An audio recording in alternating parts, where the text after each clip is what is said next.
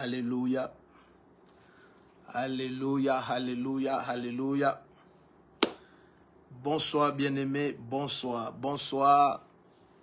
Notre première nuit de guerre spirituelle totale est lancée. Bonsoir, bonsoir, bonsoir. Vous êtes la bienvenue. Bienvenue à ceux qui sont déjà connectés. Bienvenue à ceux qui sont déjà connectés. Bienvenue, bienvenue, bienvenue. La grâce de Dieu est sur chacun d'entre vous. Bienvenue à tous ceux, toutes celles qui sont déjà connectés. Bienvenue, bienvenue, bienvenue. Vous êtes déjà nombreux. Bienvenue. Matata leko zabarante lekiria bahande. Laisse que quelqu'un sache que nous sommes déjà en direct. Laisse que quelqu'un sache, laisse que quelqu'un sache. Nous sommes déjà en direct. Nous sommes déjà en direct. C'est parti. C'est parti, c'est parti. Nous sommes déjà en direct. Alléluia, alléluia. Bienvenue à ceux qui sont déjà connectés. Commençons à partager au maximum. Commençons à partager au maximum, maximum. Partageons au maximum, au maximum. Il n'y a jamais eu un direct comme celui-ci. Jamais, jamais, jamais. Partageons au maximum. Laisse que quelqu'un sache que nous sommes déjà en direct. Alléluia. Signale le direct à quelqu'un. Laisse que quelqu'un sache que nous sommes déjà en direct. Partage à quelqu'un qui partage à quelqu'un qui partage à quelqu'un.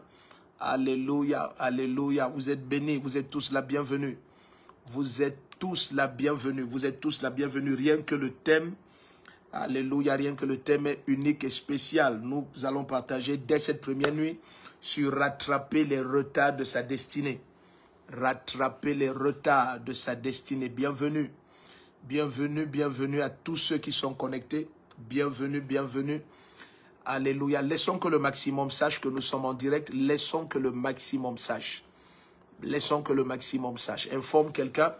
Tu es déjà connecté, gloire à Dieu. Maintenant, connecte quelqu'un d'autre. Connecte quelqu'un d'autre. Connecte quelqu'un d'autre. Appelle la personne, tag son nom. Partageons au maximum. Commente en permanence. Appuie sur le cœur rouge. Alléluia. Laissons que le maximum soit connecté. Gloire à Dieu. Laissons que le maximum. Dans quelques 2 minutes, il sera 23 h ici au Cameroun. Et puis nous allons commencer. Donc nous avons encore 2 minutes. Signalons à tout le monde. Appelle à la personne. Appelle-le. Appelle-la. Tag son nom. Invite-la. Merci Seigneur. Merci Seigneur. Merci Seigneur. Merci pour cette nuit unique. Unique et spéciale. Merci, merci. Ce qui est certain, c'est que ta vie va être complètement transformée. Vous savez, c'est la lumière qui nous transforme. C'est la lumière qui nous transforme. La parole du Seigneur nous révèle que dans toute leur détresse, à cause de leur conduite criminelle, les enfants de Dieu se sont retrouvés dans la détresse. Mais du sein de leur détresse, ils ont crié au Seigneur. Et le Seigneur, en voyant sa parole, il les guérit. Il les délivra de leur calamité. Ça, c'est le psaume 107. Pratiquement à partir du verset 20 jusqu'à 22. Donc, c'est ce qui va se passer cette nuit. Le Seigneur envoie sa parole parce qu'il veut mettre fin à une calamité dans la vie de quelqu'un. Il y a une situation qui expie complètement une position de retard dans la destinée. Donc, tout au long de cette nuit, nous allons aller dans de très, très grandes profondeurs de la parole. Voilà pourquoi j'insiste, bien-aimé, informe quelqu'un. Bonsoir à tous ceux qui sont déjà connectés. Informons quelqu'un, signale à quelqu'un, nous sommes déjà en direct. Taguons les noms, alléluia, taguons les noms au maximum et surtout partage. Partage ce direct, partageons-le au maximum, au maximum. Partageons-le intensément. Laissons que la terre entière soit connectée, que la terre entière soit connectée. Ne laissons personne en dehors de ce direct. Je te supplie, bien-aimé, ne laissons personne en dehors de ce direct. Il y aura des guérisons dans tous les sens, des délivrances extraordinaires. La main du Seigneur sera comme jamais. Nous avons eu beaucoup de directs où le Seigneur a fait tellement de choses. Nous recevons des témoignages parfois sur des semaines. Mais bien aimé, celui-ci est particulier. Ces 3 nuits de guerre spirituelle qui commencent cette nuit, les 3 sont extrêmement particuliers. Déjà même le thème est unique. C'est rare dans l'église d'affronter ce thème parce qu'il est délicat. Lorsqu'on parle de rattraper les retards de sa destinée, c'est délicat. Parfois, très souvent, il y a des réponses standards. Il y a des réponses qui sont comme, qu'est-ce que je peux dire, qui sont comme offertes d'office. Lorsqu'on va te dire, par exemple, de façon très simple que, tu sais, Dieu fait toutes choses belles en son temps. Oui, mais très souvent, ces réponses qui sont très standardisées, lorsqu'on les étudie de plus près, on découvre qu'elles manquent de lumière parce que le Seigneur il fait toutes choses belles en son temps. Donc, il ne fait pas toutes choses en son temps, mais il rend les choses qui sont faites belles en un temps précis. Donc, le Seigneur fait toutes choses belles en son temps. Amen. Donc, lorsqu'on étudie certains thèmes comme ça, qui sont parfois utilisés de façon rapiécée pour expliquer des situations très complexes dans certaines destinées, on découvre que ce sont des éléments qui ne sont pas bien donnés, qui ne sont pas bien expliqués. Donc, cette nuit, nous voulons nous donner la peine de regarder de façon très concise par l'Esprit du Seigneur comment rattraper les retards de sa destinée. Donc vous êtes la bienvenue. La grâce du Seigneur est sur vous, la droite de Dieu est sur vous, la main puissante de notre Dieu vous recouvre. Et je prie au nom du Seigneur Jésus-Christ que l'Esprit de Dieu ouvre les cœurs et que les cœurs soient disposés. Que tout ce qui obstacle la compréhension, la révélation, la réception de la parole soit ôté complètement. Que les cailles tombent des yeux, que les cœurs soient libérés, que la parole ait un libre accès à chaque cœur cette nuit. Que ce soit une nuit comme jamais auparavant, que ce soit une nuit comme jamais auparavant, au nom puissant du Seigneur Jésus-Christ. Vous êtes la bienvenue. Vous êtes la bienvenue. Vous êtes la bienvenue. La grâce de Dieu est sur vous. La main puissante du Seigneur est sur vous. Donc nous partageons cette nuit. Nous commençons à partir. Wonderful. L'onction est très fort ici. L'onction est très fort ici. Quelque chose va se passer cette nuit. S'il te plaît, signale à quelqu'un. Signale à quelqu'un. Le Seigneur ne peut pas nous rassembler en vain. Il ne peut pas nous donner un temps comme celui-ci. Non, non, non, non. Sinon, parce qu'il y a quelqu'un qui va recevoir une grâce spéciale, qui va rattraper des retards, qui va recevoir une onction de vitesse, qui va passer à une accélération extraordinaire dans tous les aspects de sa vie. Et cette personne, je crois que c'est toi. Alors, bien-aimé, tu es encore une fois la bienvenue. Nous allons commencer par regarder, si tu permets, la définition de ce que c'est que des retards de destinée. Alléluia. J'espère que tu as de quoi noter. La puissance de Dieu est vraiment très forte ici. Tout est possible à tout moment. Je prie que tu éloignes les objets pointus et les objets cassables. Éloigne-les parce que nous allons énormément prier pendant cette nuit. Énormément prier. C'est comme le thème le dit. C'est rattraper les retards de destinée, mais c'est dans un cadre précis. C'est 3 nuits de guerre spirituelle totale. Donc c'est vraiment un moment pendant lequel nous prions énormément. Alors, éloigne les objets cassables et pointus. Et s'il te plaît, en permanence, commente. En permanence, tag les noms de ceux que tu invites. En permanence, appuyons sur le cœur rouge. S'il vous plaît, le cœur rouge, appuyez dessus en permanence. Appuyons sur le cœur rouge en permanence. Mettons les cœurs en permanence, en permanence, en permanence. Et si c'est possible, bien-aimé, dans tous les groupes disponibles sur la terre, partagez ce direct. Partage-le au maximum. Partage-le au moins dans 200 groupes. Partage au maximum. Donc, appuyons sur le cœur rouge en permanence. Appuyons sur le cœur rouge. Bali, Brogo, Zantalia, Telebrago, Zamama. Connectons la terre entière, la terre entière. Connectons la terre entière. Connectons tout le monde, tout le monde, tout le monde. Laissons que la terre entière soit connectée. C'est un moment extraordinaire. C'est un moment extraordinaire. Donc, appuyons sur le cœur rouge en permanence, s'il vous plaît. Appuyons sur le cœur rouge, s'il vous plaît, en permanence. En permanence, en permanence, en permanence. Libra zogodo bregedi abaha. Mali brogo zanta letele brogo zibrahante. Alléluia, alléluia, alléluia, alléluia, alléluia. Tu es la bienvenue. Tu es la bienvenue, tu es la bienvenue. Alléluia. J'espère que tu es connecté et que tu invites tout le monde. J'espère que tu es connecté, j'espère que tu es connecté.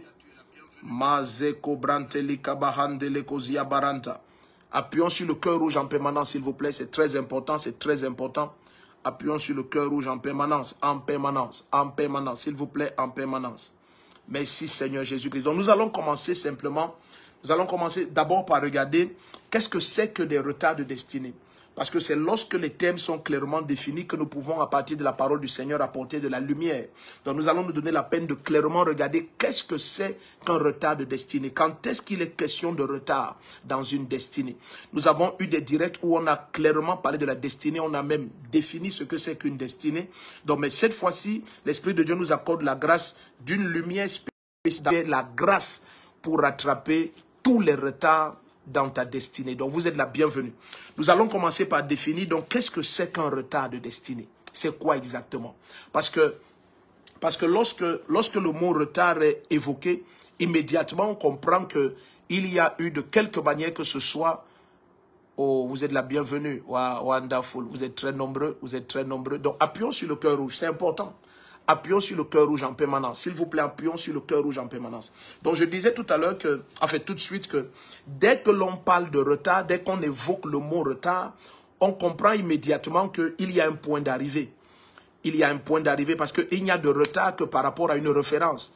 S'il n'y a pas de référence, automatiquement, il n'y a pas de retard. Donc, on est en retard que par rapport à. Donc, lorsque l'on parle de retard de destinée, c'est bien que l'on définisse qu'est-ce que c'est qu'un retard de destinée.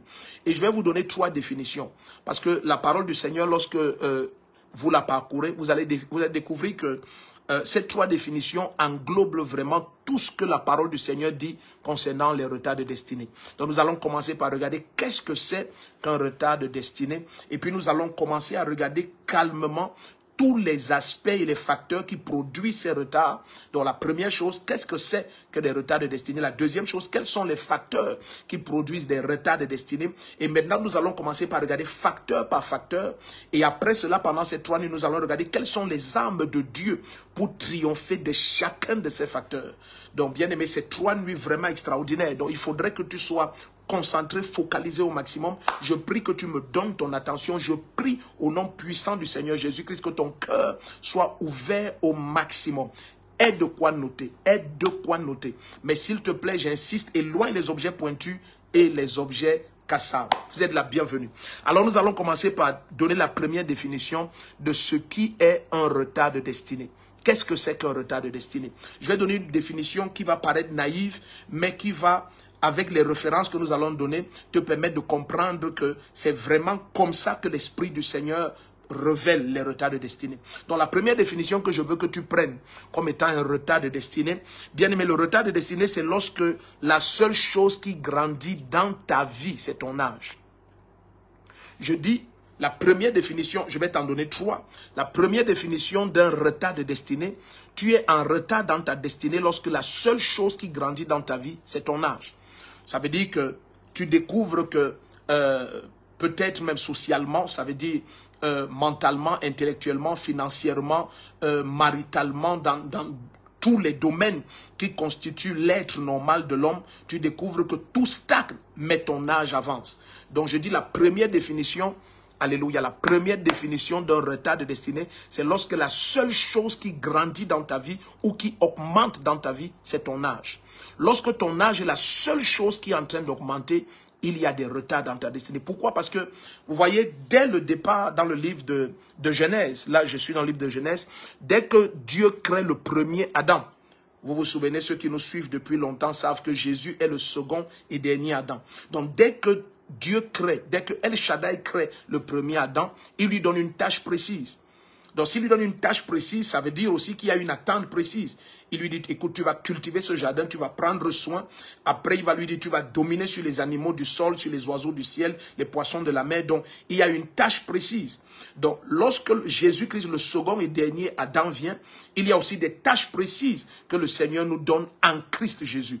Donc, dès lors que la seule chose qui est en train de grandir dans ta vie, c'est ton âge, et il n'y a rien d'autre qui grandit. N'oubliez pas que lorsque Jésus lui-même va parler dans Jean chapitre 15, je n'ai pas déjà donné le texte de référence pour cette première définition, mais je te supplie d'être attentif. J'essaye comme d'aller doucement pour que le maximum nous rejoigne.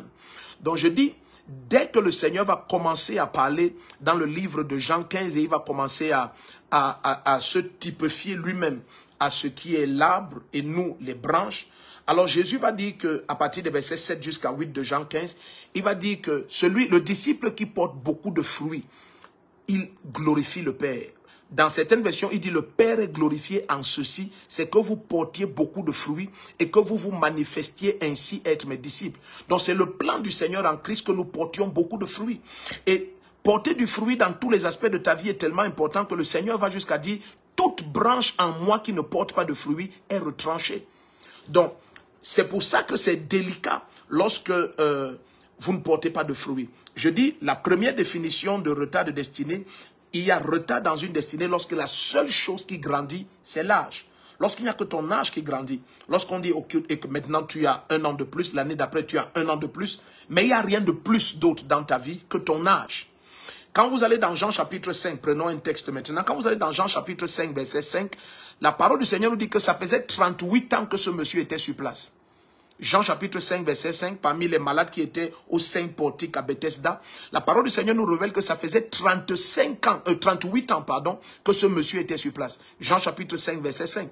Jean chapitre 5, verset 5. Tout à l'heure, nous étions dans Jean 15, verset 7 à 8, lorsque Jésus dit, lorsque vous portez beaucoup de fruits, vous vous manifestez être mes disciples, et le Père est glorifié en cela. Donc, lorsque ta vie porte du fruit dans tous les domaines, ça donne gloire au Père. Donc, maintenant, suivez-moi très bien. La première définition de retard de destinée, c'est lorsque la seule chose qui grandit dans ta vie, la seule chose qui croît dans ta vie, c'est ton âge.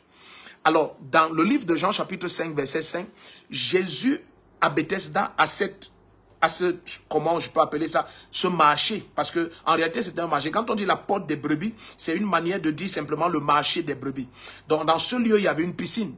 Et la parole du Seigneur nous montre qu'il y avait quelqu'un là-bas qui était malade depuis 38 ans. Donc, vous vous imaginez, si vous faites 38 ans sur place, rien d'autre dans sa vie ne croissait en dehors de son âge. Donc, si vous et moi, nous sommes d'accord qu'il serait arrivé là-bas, pour ne pas exagérer, peut-être à 12 ans, ça veut dire que ce monsieur avait 50 ans. Mais il avait 50 ans, il n'y avait eu aucun nouveau diplôme dans sa vie, aucune nouvelle connaissance dans sa vie, il n'y avait rien de nouveau dans sa vie. Ça faisait 38 ans qu'il était là. Ça faisait 38 ans.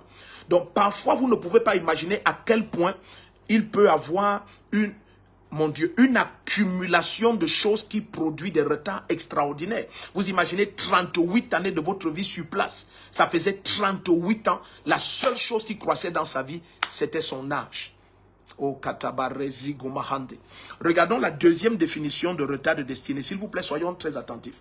Je dis la première définition de retard de destinée, c'est lorsque la seule chose qui croît dans ta vie, c'est ton âge. Lorsque la seule chose qui croît dans ta vie, c'est ton âge. Alors tu es en train d'avoir un grand retard dans ta destinée. Parce que le Seigneur ne nous a pas envoyés de ce côté de l'existence pour que nous vieillissions juste et que rien d'autre ne soit en train de s'expandre et de se multiplier et de prendre de l'ampleur dans nos vies. La deuxième définition de retard de destinée, bien-aimé, c'est lorsque les résultats ne sont pas correspondants au potentiel. Je dis la deuxième définition de retard de destinée, alléluia, c'est lorsque simplement le potentiel est grand, mais les résultats ne suivent pas. Je donne cette définition d'une autre manière pour que ceux qui notent puissent noter. Il y a retard dans la destinée lorsque le potentiel ne correspond pas aux résultats. Ou alors les résultats ne reflètent pas le potentiel. Lorsque les résultats ne reflètent pas, Yakote Kabrahandoriate Kabaha, Zimbrokoria Bahandi. Lorsque les résultats ne reflètent pas le potentiel, là aussi, il y a retard de destinée. Et qu'est-ce que j'entends par les résultats ne reflètent pas le potentiel? Vous savez, nous allons prendre l'exemple simple. Nous allons aller dans 1 Chronique 4 pour que nous restions dans la parole. Nous allons voir le cas de Jabez. Dans certaines versions, on lit Jabez. Donc nous allons voir le cas de Jabez ou de Jabez dans 1 Chronique 4, versets 9 et 10. La parole du Seigneur dit que Jabez était le plus considéré de ses frères, dont son potentiel était grand. Jabez était le plus considéré de ses frères. Ça veut dire que c'est quelqu'un, quand tu le regardais, tu voyais qu'il est intelligent, il a des diplômes, il a des capacités, il est honnête, vous comprenez? Vous êtes en face de quelqu'un qui a du potentiel, il est travailleur, il est sincère, il est engagé, mais vous découvrez de l'autre côté que les résultats ne correspondent pas à tout ce potentiel que nous venons de citer. Donc, permettez-moi d'aller vite parce qu'il y a beaucoup à dire. Donc, nous sommes seulement en train de définir et je vais redéfinir encore une deuxième fois pour le bénéfice de ceux qui nous rejoignent. Donc, ne vous inquiétez pas. Donc, dans 1 Chronique chapitre 4, je vais lire rapidement cela. 1 Chronique chapitre 4, versets 9 et 10. Nous sommes en train de commencer notre première nuit de guerre spirituelle totale sur le thème « Rattraper les retards de destinée ». J'ai donné par l'Esprit du Seigneur la première définition des retards de destinée. C'est lorsque la seule chose qui grandit dans ta vie, c'est ton âge. Là, il y a des retards. Deuxième définition de retard de destinée, c'est lorsque tes résultats ne reflètent pas le potentiel.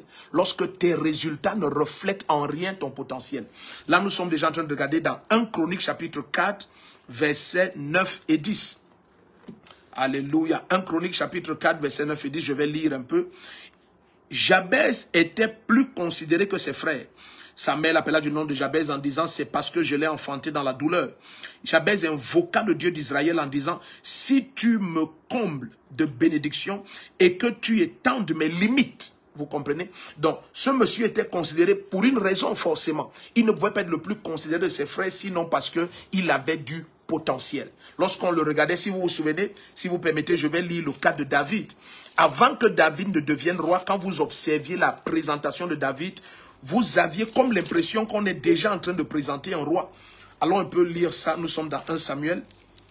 Nous sommes toujours en train de regarder la deuxième définition des retards de destinée. Je dis la deuxième définition de retard de destinée, c'est lorsque tes résultats ne reflètent pas ton potentiel. Et nous avons regardé le cas de Jabez.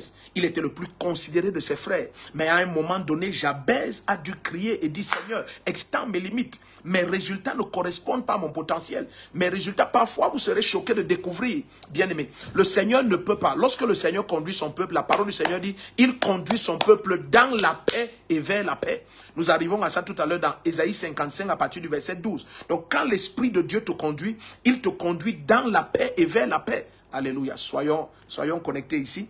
Donc, lorsque vous regardez par exemple le cas de David, suivez très bien.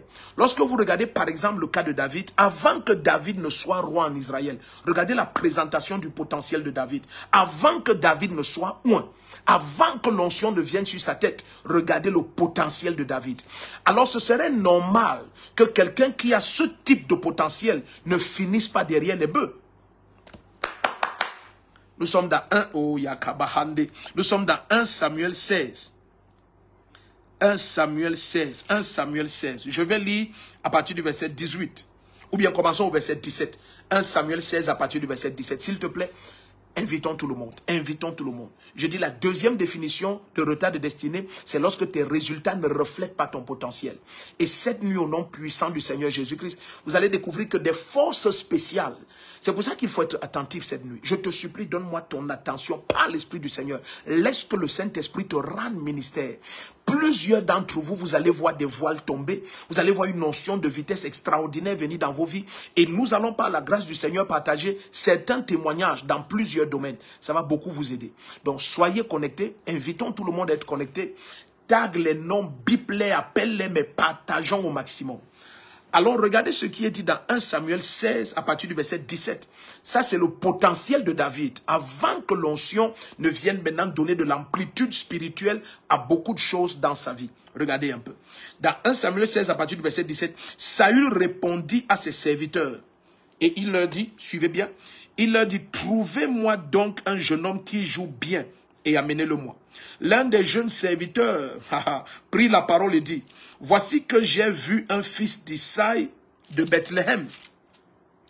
Et il dit, suivez bien maintenant, ça on est en train de présenter le potentiel de David. Il dit, j'ai vu un fils d'Isaïe de Bethléem, 1, qui sait jouer. 2, c'est aussi un vaillant héros. 3, c'est un guerrier. 4, il parle bien. 5, c'est un bel homme. Et 6, l'Éternel est avec lui. Écoutez, quelqu'un qui connaît jouer, il parle bien, c'est un vaillant héros, c'est un guerrier, et bien aimé, il est fort, la main de l'Éternel est sur lui, la présence de Dieu avec lui. Est-ce qu'un tel homme doit rester derrière le petit bétail? Maintenant, vous commencez à comprendre. Donc, Jabez a découvert que mes résultats ne reflètent pas mon potentiel. Il a dit, Seigneur, si tu peux extendre mes limites. Il y a quelqu'un qui me visionne, la main du Seigneur va extendre tes limites cette nuit. La main puissante du Seigneur va extendre tes limites afin que tes résultats reflètent ton potentiel. Quoi que ce soit qui voulait te garder petit avec un dépôt de grandeur. Bien aimé, la frustration naît très souvent de ce fait-là. Que tu sais que l'Esprit de Dieu, le Père souverain, a déposé en toi un potentiel extraordinaire. Mais les résultats ne suivent pas. Les résultats ne suivent pas. Lorsque vous lisez dans 1 Samuel 16, lorsque vous lisez dans 1 Samuel 16 à partir du verset 17, là où nous sommes, on vous présente David. Ça c'est avant qu'il soit oint. Ça c'est longtemps avant qu'il soit oint. David avait Keto Prakemahande. Vous savez, je ne peux pas aller dans tous les sens parce que là, ce serait extraordinaire.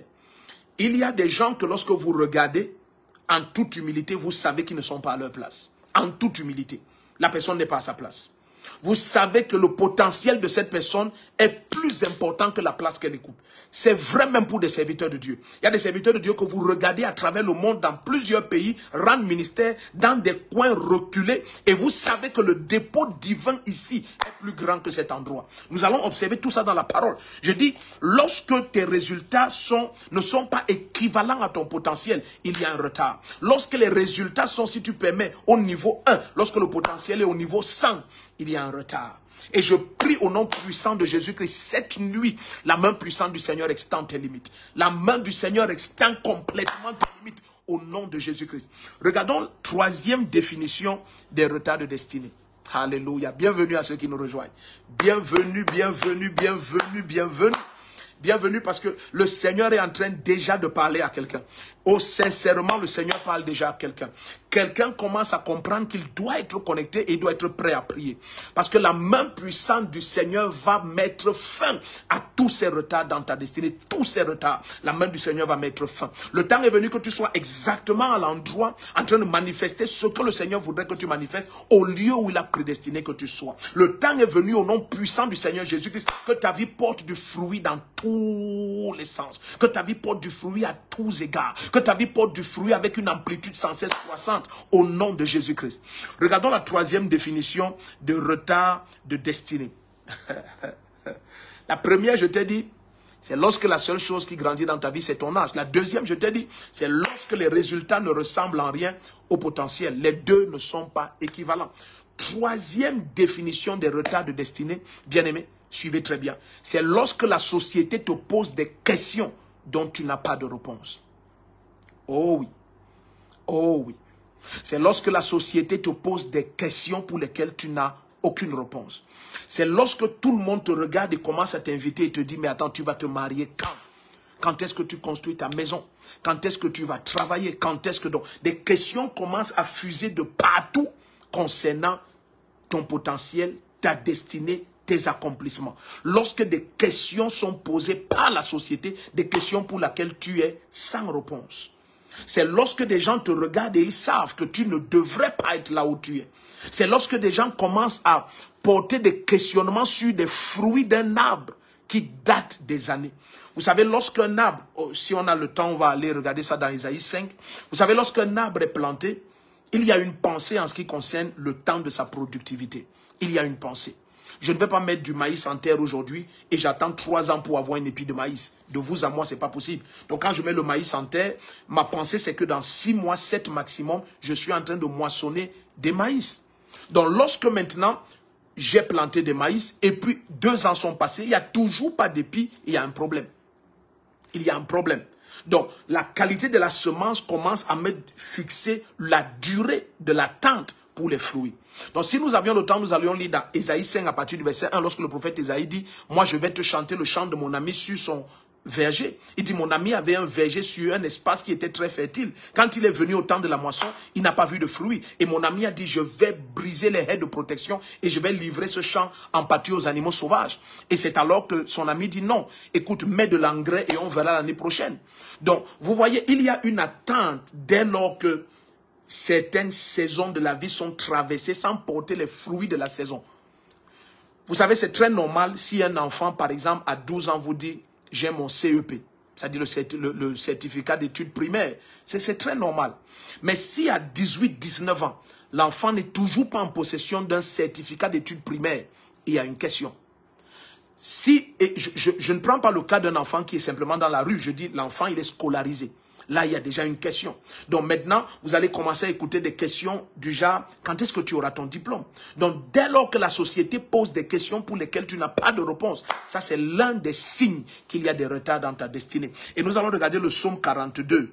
Psaume 42, verset 4. Nous sommes à la 3e définition des retards de destinée. Bienvenue à ceux qui sont connectés. Vous êtes très nombreux déjà connectés. Donc signalons à quelqu'un qui signale à quelqu'un qui signale à quelqu'un. Nous sommes déjà en direct. Nous sommes déjà en direct. Vous êtes déjà très nombreux connectés, mais signalons à tout le monde, nous sommes en direct. Donc la 3e définition de retard de destinée, bien aimé, c'est lorsque la société pose des questions pour lesquelles tu es sans réponse. Regardons cela dans le psaume 42, alléluia, psaume 42, verset 4. Psaume 42, Malekotabrahindo. Psaume 42, le verset 4. Et barata kabayanda. Psaume 42, verset 4. Psaume 42, verset 4. Bien-aimé, cette nuit, la main puissante du Seigneur est déjà sur toi. Où que tu sois connecté. Si tu nous suis pour la première fois, laisse-nous savoir depuis quelle partie du monde est-ce que tu nous suis. Laisse-nous savoir. Donc, dans le psaume, suivez très bien. Dans le psaume 42, verset 4, on commence à regarder cela. Regardez bien ce qui est dit. Psaume 42, verset 4, il dit « Mes larmes sont ma nourriture jour et nuit. » Ça, c'est lorsque la société pose des questions. Ça, c'est lorsque sorti de ta maison, vous voyez, je ne vais pas parler comme pour créer des émotions, non. Mais c'est simplement révéler des faits et la main du Seigneur apporte solution. Vous savez, à des moments, certains ont du mal même à sortir de leur maison parce qu'il y a tellement de questions qui les attendent dehors. Il y a tellement de questions qui les attendent dehors. Certains parfois peuvent chercher à esquiver des questions en se créant des paravents pour la société. Ça veut dire, par exemple, elle n'est pas mariée. On a ce cas avec la Samaritaine dans le livre de Jean, chapitre 4. Donc, elle n'est pas mariée, mais elle habitait avec un homme qu'elle appelait son mari. Ça, ce sont des paravents. Ce sont des fausses consolations. Ça ne va pas marcher. Donc, le Seigneur lui dit, tu as déjà eu 5 maris et même celui avec qui tu es maintenant n'est pas ton mari. Donc, là, elle évitait quoi? Elle évitait des questionnements de la société. Où est ton mari? Est-ce que tu es marié? Est-ce que vous comprenez un peu? Donc, c'était possible que une femme comme Anne se console en prenant un neveu, par exemple, dans la famille, qu'elle va élever comme étant son fils. Ça, c'est pour éviter parfois le questionnement de la société. Mais la réalité, c'est que la vraie consolation ne vient que du Seigneur. Et elle va être accordée cette nuit au nom du Seigneur Jésus-Christ. Donc, dans le psaume 42, au verset 4, regardez. Il dit, « Mes larmes sont ma nourriture jour et nuit. » Quelle raison? Pour quelle raison est-ce que ces larmes sont devenues sa nourriture? Il dit, pendant qu'on me dit tout le temps, où est ton Dieu? Tout le temps, c'est la question qu'on lui pose. Et il dit, cette question a fini par faire de mes larmes ma nourriture. Oh, Hayabaka Chante la Brocosia. Appuyons sur le cœur rouge, bien-aimé. Appuyons au maximum. Appuyons au maximum. Appuyons au maximum. Appuyons au maximum. Je dis, dans cette définition, cette troisième définition des retards de destinée, tu découvres que il y a une oppression, entre guillemets, de la part de la société qui te pose des questions pour lesquelles tu n'as pas de réponse. Pour lesquelles tu n'as pas de réponse. Parce que lorsqu'on vient te poser des questions sur des fruits que tu aurais dû avoir déjà portés, quelle réponse tu vas donner? Quelle est la réponse que tu peux donner? Donc, il dit, mes larmes sont devenues ma nourriture. Jour et nuit, mes larmes sont ma nourriture. Pourquoi? Parce que jour et nuit aussi, on me pose la question de savoir où est ton Dieu? Où est ton Dieu? Où sont tes fruits? Où sont tes fruits? Est-ce que ce Dieu ne t'a pas rejeté? En fait, très souvent, derrière ces questions, il y a beaucoup de conclusions que les gens se sont déjà données te concernant. Il y a beaucoup de conclusions qui se sont données. Donc, parfois, quand la question est posée, c'est parce qu'il y a déjà beaucoup de conclusions. Beaucoup de conclusions. Partageons au maximum. Bien aimé, si tu ne partages pas, fais 200 partages. Partageons dans tous les groupes disponibles sur la terre. C'est une nuit unique. C'est la toute première nuit que le Seigneur nous donne sur rattraper les retards de destinée. La toute première nuit. Donc, nous venons de donner les 3 définitions de retard de destinée. La première définition, je t'ai dit, et puis on va avancer. La première définition, je t'ai dit, c'est lorsque la seule chose qui grandit dans ta vie, c'est ton âge. La deuxième, je t'ai dit, c'est lorsque tes résultats ne reflètent pas ton potentiel. Et oui, malheureusement, ces 3 définitions englobent tout ce que nous allons regarder dans la parole de Dieu de Genèse 1 à Apocalypse 22 sur comment rattraper les retards de sa destinée. Tout ce qui concerne les retards de destinée sont englobés dans ces 3 définitions. Troisième définition que nous avons donnée, c'est lorsque la société te pose des questions pour lesquelles tu n'as pas de réponse. La société te pose des questions pour lesquelles tu es sans réponse. Parce que lorsqu'il y a des fruits, écoutez, lorsqu'un arbre porte des fruits, si vous venez questionner l'arbre sur l'absence de fruits, ça va être compliqué. Parce que l'arbre aboutit aux fruits à cause du sol, à cause du climat, à cause de l'environnement, à cause aussi des pluies. Donc, il y a tellement de facteurs. Donc, je dis cela pour que tu comprennes que lorsque nous parlons de retard de destinée, ils ne sont simplement pas rattrapés parce que tu désires qu'ils soient rattrapés. Non, à un moment donné, il faudrait que tu décides d'être connecté à ces 3 nuits de guerre spirituelle totale et que le Seigneur te donne la lumière. Parce que la connaissance est la clé majeure. La connaissance est la clé majeure et l'application de cette connaissance est ce qui va te rendre heureux. Je Jésus dit que vous êtes bénis si vous savez ces choses, mais vous serez heureux uniquement si vous les mettez en pratique. Donc, bien aimé, la connaissance qui vient vers nous pendant ces 3 nuits, c'est pour que nous les mettions en pratique et qu'il y ait une transformation complète dans tous les domaines. Mais soyons très attentifs. Maintenant, commençons à regarder quels sont, quels sont les facteurs majeurs à l'origine des retards de destinée. Regardons les 4 facteurs majeurs. Nous avons regardé 3 définitions des retards de destinée. Regardons 4 facteurs majeurs que la parole du Seigneur nous révèle et nous allons les regarder dans la parole. Regardons les 4 facteurs majeurs que la parole du Seigneur nous révèle comme étant les sources, les origines des retards de destinée. Les 4 facteurs majeurs. Bayakamo Zabrahanda. Ouh, cette nuit, quelqu'un va être transformé. Regardons maintenant les 4 facteurs majeurs qui sont à l'origine des retards de destinée. Les 4 facteurs majeurs qui sont à l'origine des retards de destinée. Vous êtes la bienvenue. Vous êtes la bienvenue. Taguons le nom de quelqu'un. Appuyons sur le cœur rouge en permanence, s'il te plaît. Fais-le en permanence. Partageons au maximum dans tous les groupes, 200 minimum. Écoute, commente en permanence. Commente, tag les noms, commente, appuie sur le cœur rouge et n'oublie pas, bien-aimé. La main puissante du Seigneur veut que tu sois un instrument pour bénir quelqu'un. Que tu sois cette nuit un instrument pour transformer complètement une vie. Je te dis sans exagérer, si tu peux être focalisé jusqu'au bout, ta vie va totalement changer. Il y a des choses que lorsque l'Esprit de Dieu donne, tu sais des années après avoir mis cela en pratique. Je vais être sincère avec vous. Les choses que nous allons partager pendant ces 3 nuits, je ne les ai pas reçues hier ou avant-hier ou le jour d'avant. Non. La majorité de ces révélations, je ne les ai écrites que des années après. Des années et des années après. Parce que beaucoup de choses parfois que nous prêchons, c'est vrai que il y a ce que nous prêchons parce que nous méditons la parole quotidiennement et nous recevons par l'Esprit du Seigneur des lumières dans les Écritures. Ça, c'est la grâce. Mais il y a aussi des choses que nous partageons qui sont le fruit des expériences. Vous savez, Dieu ne va pas tout enseigner pendant que tu lis les Écritures. Non. Il y a certaines lumières que le Seigneur te donne pendant que tu traverses certaines saisons de l'existence. Donc ça fait que 27 ans à prêcher l'évangile et à échanger et à rencontrer des destinées et beaucoup de situations, j'ai commencé à voir l'Esprit du Seigneur me mener d'une certaine manière. Et c'est donc comme ça que cette série de révélations sont venues il y a des années. Ont été écrites et ont été pratiquées l'une après l'autre. Parce que, bien aimé, vous savez, nous n'arrivons pas en Christ de la même manière. Non. Nous naissons de nouveau de la même manière. Nous croyons dans nos cœurs en la résurrection de Jésus-Christ et nous confessons sa Seigneurie de notre bouche. Et nous sommes enfants de Dieu. Mais bien aimé, nous ne venons pas avant de rencontrer le Seigneur des mêmes origines. Ça fait que parfois, des paramètres qui sont méprisés par plusieurs sont pourtant des paramètres qui expliquent beaucoup de situations et de frustrations et beaucoup d'événements dans la marche d'un chrétien. Donc, pendant ces 3 nuits de guerre spirituelle, nous sommes déjà en train de regarder les 4 facteurs majeurs qui sont à l'origine des retards. Et je me permets de partager ceci avant que nous commencions les 4 facteurs. Je me permets de partager ceci parce que une des erreurs que plusieurs font dans l'église du Seigneur, c'est de juger les autres. C'est une grave erreur. C'est une très grave erreur. Je veux dire, qu'importe ce que la personne fait, ne jugez pas la personne. Je dis bien qu'importe, ne jugez pas la personne. C'est pour ça que l'apôtre Paul dit, ne jugez de rien avant le temps. Suivez très bien, ne jugez de rien avant le temps.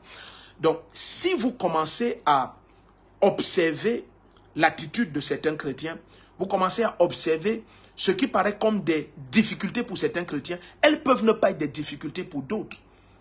Il y a des chrétiens qui ont des prédispositions au jeûne et à la prière, des prédispositions à la consécration, des prédispositions à beaucoup de choses. Et vous allez découvrir pendant que nous avançons dans ces 3 nuits que la majeure partie du temps, c'est dû à un système d'éducation, un système d'environnement, un système culturel. C'est dû à beaucoup de choses, beaucoup de facteurs bâtissent l'homme.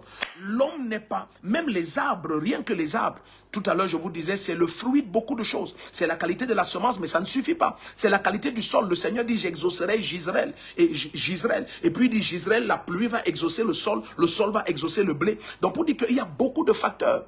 Beaucoup de facteurs. Ce n'est pas simplement le fait que tu sois né dans une maternité, tu as été allaité au sein maternel, tu es parti à l'école. Non, il y a d'autres facteurs. Et il y a 1 million de facteurs. Il nous faudrait beaucoup de nuits pour finir avec les facteurs. Il y a 1 million de facteurs qui entrent dans la constitution d'un être et dans la particularité d'un individu. Donc ça fait que très souvent nous portons très vite des jugements là où nous aurions dû rester tranquilles et rester en prière. Donc quand nous parlons maintenant des 4 facteurs, des 4 facteurs majeurs qui sont à l'origine des retards de destinée. Le premier facteur, ce sont les facteurs spirituels. Le premier facteur à l'origine des retards de destinée, ce sont des facteurs spirituels. Nous allons citer les 4 et nous allons commencer à aller dans la parole du Seigneur. Dans la parole du Seigneur, regardez maintenant des références pour chaque facteur. Je dis, le premier facteur à l'origine des retards de destinée, ce sont les facteurs spirituels. Et lorsqu'on parle de facteurs spirituels, allons rapidement regarder dans 1 Thessaloniciens 2. Vous allez voir comment l'apôtre Paul va dire de sa bouche, moi j'ai souhaité venir vers vous, mais Satan m'en a empêché. Donc Satan m'en a empêché, ça veut dire que, Satan n'est pas une entité physique. Non. Donc nous sommes dans 1 Thessaloniciens 2, verset 18. On peut même commencer un peu plus haut pour que le contexte de ce texte-là soit respecté. Si tu permets que je parle comme ça. Donc allons dans 1 Thessaloniciens 2, regarde ça. 1 Thessaloniciens 2, wonderful, Kato Mandi Labrahanda. Regardons un peu même à partir du verset 14. Merci Seigneur, merci Seigneur. Kato bragela bashande le kotio prahanda. Alléluia, alléluia, alléluia, alléluia. Merci Seigneur. Merci Seigneur. Donc dans 1 Thessaloniciens 2, je lis à partir du verset 14. Donc, premier facteur à l'origine des retards de destinée, ce sont des facteurs spirituels. Ce sont des facteurs spirituels. Ce sont des entités spirituelles qui se trouvent derrière plusieurs destins et qui causent beaucoup de retards. Donc ça, c'est le premier facteur, c'est le facteur majeur. Donc ici, il est dit, en effet, vous êtes devenus frères, les imitateurs des églises de Dieu en Christ Jésus, qui sont dans la Judée. Car vous avez souffert de la part de vos propres compatriotes ce qu'elles ont souffert de la part des Juifs. Verset 15. Ce sont eux qui ont fait mourir le Seigneur Jésus et les prophètes, qui nous ont persécutés, oh, alléluia, qui ne plaisent pas à Dieu, qui sont hostiles à tous les hommes. Verset 16. Oh, Kato Bragalia Bashante Kele Montarabada. Donc il continue à dire beaucoup de choses. Allons au verset 17, je veux que tu vois directement. Ça c'est premier facteur qui sont à l'origine des retards destinés, les facteurs spirituels. Au verset 17, il dit, pour nous frères, oh Kato Brahanda, pour nous frères, séparés de vous pour un temps, par la vue, pardon, mais non par le cœur. Il dit, nous avons cherché avec autant plus d'empressement à satisfaire votre vif désir de revoir votre face. Donc il y avait un désir de la part de Paul de revoir le visage de ceux de Thessalonique. Il dit ainsi, nous avons voulu venir jusqu'à vous, du moins moi Paul, à 1 ou à 2 reprises, mais Satan nous en a empêchés. Est-ce que vous comprenez? Ça c'est juste un texte, on peut prendre des dizaines et des dizaines. On va se donner la peine, lorsqu'on va étudier facteur par facteur, vous serez choqués de découvrir tout ce qui se passe souvent dans le règne spirituel, rien que pour causer le retard dans la destinée d'un enfant de Dieu. Vous savez, le Seigneur connaît. Le Seigneur connaît.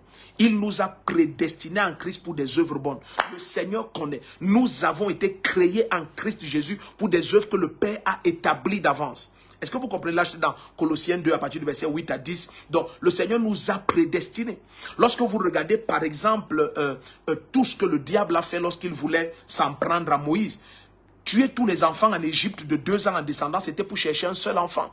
Vous pouvez imaginer la rage que le diable a contre un seul prédestiné. Or, la parole du Seigneur nous dit dans Romains 8, à partir du verset 29 à 30, que nous qui sommes en Christ, il nous a connus d'avance. Nous qui l'a prédestiné, il nous a appelés, il nous a justifiés et il nous a glorifiés. Donc, nous sommes prédestinés. La parole du Seigneur dit dans Galates chapitre 4, à partir du verset 28, que, bien aimés, nous sommes comme Isaac, des fils de la promesse. Donc, nous sommes des prédestinés. Tu ne peux pas imaginer tout ce que l'enfer a dû mettre en branle-bas, rien que pour stopper la manifestation de ta destinée. Pourquoi? Parce que la pleine manifestation de ta destinée, c'est une gloire extraordinaire pour le Seigneur Jésus-Christ. C'est une gloire extraordinaire. Et c'est exactement ce qui va se passer avec toi. Ta vie va produire une gloire extraordinaire. Tu es un diadème doré. Bien aimé, tu es un térébène de justice. Le Seigneur t'a mis à part pour servir à sa splendeur. Tu ne seras jamais un sujet de honte pour le nom du Seigneur Jésus-Christ. Donc, la première cause, le facteur premier des retards de destinée, c'est le facteur spirituel. Nous venons de regarder ça dans 1 Thessaloniciens 2, au verset 18. Paul dit 2 à 3 fois, j'ai désiré vous voir. J'ai désiré aller vers vous. Donc, Paul veut dire par là que si j'ai insisté 2 à 3 fois, c'est parce que j'ai compris. Paul, c'est un homme spirituel. C'est parce qu'il a compris que c'est le plan de Dieu qu'il aille là-bas. Mais il dit 2 à 3 fois, j'ai voulu y aller, mais Satan m'en a empêché. Oh, est-ce que vous comprenez? Il n'a pas dit que je voulais aller une fois, j'ai été empêché. Et puis peut-être je me suis dit que peut-être c'est pas Dieu qui voudrait que j'aille. Non, il dit 2 à 3 fois. Ça veut dire comme homme spirituel, il a compris, c'est la volonté du Seigneur. Il a cherché à repartir. Il a toujours rencontré un empêchement spirituel. Au nom puissant du Seigneur Jésus-Christ. Quelles que soient les manigances et les manipulations, les conspirations, quelles que soient les forteresses, quelles que soient les armes, quel que soit, je ne sais pas, le gang-up des ténèbres, afin d'empêcher la manifestation pleine de la gloire de Dieu dans ta vie. La main puissante du Seigneur brise ces résistances. La main du Seigneur brise ce joug. Vous savez, le Seigneur a dit, je vais expandre tes limites vers le nord, le sud, l'est et l'ouest. C'est exactement ce qui se passe avec toi cette nuit. Le Seigneur expand tes limites. Le Seigneur expand tes limites. Donc, premier facteur de retard, premier facteur cause des retards de destinée, ce sont les facteurs spirituels. Regardons le deuxième facteur qui est cause des retards de destinée, ce sont des facteurs caractériels. Suivez bien. Je dis deuxième source de retard de destinée, ce sont des facteurs caractériels. Et lorsque ici je dis facteur caractériel, vous comprenez bien que je parle du caractère de la personne. Je parle du caractère de la personne. Je parle du dépôt d'âme de la personne. Je parle de la qualité du cœur de la personne. Suivez bien ce que nous partageons. Donc, si vous me permettez, je cite, alléluia, bienvenue à ceux qui nous rejoignent, vous êtes déjà vraiment nombreux. Donc, si vous me permettez, je cite les 4 facteurs. Le tout premier, c'est facteur spirituel. Le second facteur, c'est facteur caractériel. Le troisième facteur que nous allons regarder sont les facteurs environnementaux. Et dans les facteurs environnementaux, nous allons regarder les lieux et nous allons regarder les entourages. Donc, le premier facteur, c'est le facteur spirituel. Deuxième facteur, ce sont des facteurs caractériels. Là, ça parle du caractère de la personne. Vous allez découvrir que les caractères causent des retards énormes dans la destinée. Il y a des caractères qui sont des freins extraordinaires pour le déploiement du glorieux destin de Dieu pour ses enfants. Donc, troisième facteur qui cause des retards de destinée extraordinaires, ce sont des facteurs environnementaux. Et quand je dis environnementaux, nous allons détailler cela. Nous allons voir d'abord les lieux. Il y a des lieux physiques, nous allons les regarder. Il y a des lieux physiques, quand vous habitez là-bas, vous êtes dans des lieux confrontationnels. Vous êtes dans des lieux où Satan a un trône extraordinaire. Et lorsque je dis Satan, je ne parle pas de Lucifer en tant qu'entité spirituelle. Je parle de tous ceux qui l'ont suivi, de tout ce qui est émanescent de lui. Donc, il y a des lieux qui sont des lieux occultes et des lieux de résistance uniques. Bien aimé, suivez-moi très bien. Les territoires n'ont pas les mêmes facilités. Donc, lorsque nous allons arriver aux facteurs environnementaux qui causent des retards de destinée, nous allons regarder les lieux physiques et puis les entourages. Donc, premier facteur qui cause des retards de destinée sont des facteurs spirituels. Deuxième facteur qui cause des retards de destinée sont des facteurs caractériels. Là, c'est dû à l'état d'âme de la personne, la qualité du cœur. Vous savez, il y a des gens que partout où ils vont, on les rejette. Et lorsque vous avez beaucoup de compassion pour eux, vous les prenez vous-même chez vous et vous les rejetez aussi. Et c'est le caractère. Leur seul problème, c'est leur caractère. Et ce qui est terrible, c'est que la parole du Seigneur va nous dire tout à l'heure que l'insensé est sage à ses propres yeux. Donc, et quand nous allons commencer à regarder chaque facteur, comment affronter chaque facteur, vous allez découvrir que une des clés que le Seigneur donne lorsqu'on va arriver au facteur caractériel, c'est de tenir énormément compte de ce que les autres disent et pensent de vous. Beaucoup de personnes ne savent pas que c'est important. Vous savez ce que le Seigneur a fait? Dans ce livre de Matthieu 16, Jésus-Christ va poser la question aux apôtres tout à l'heure. Il va leur dire, au dit des hommes, qui suis-je, moi, le Fils de l'homme? Donc si tu continues à croire que ce que les gens pensent de toi est sans valeur, tu es naïf.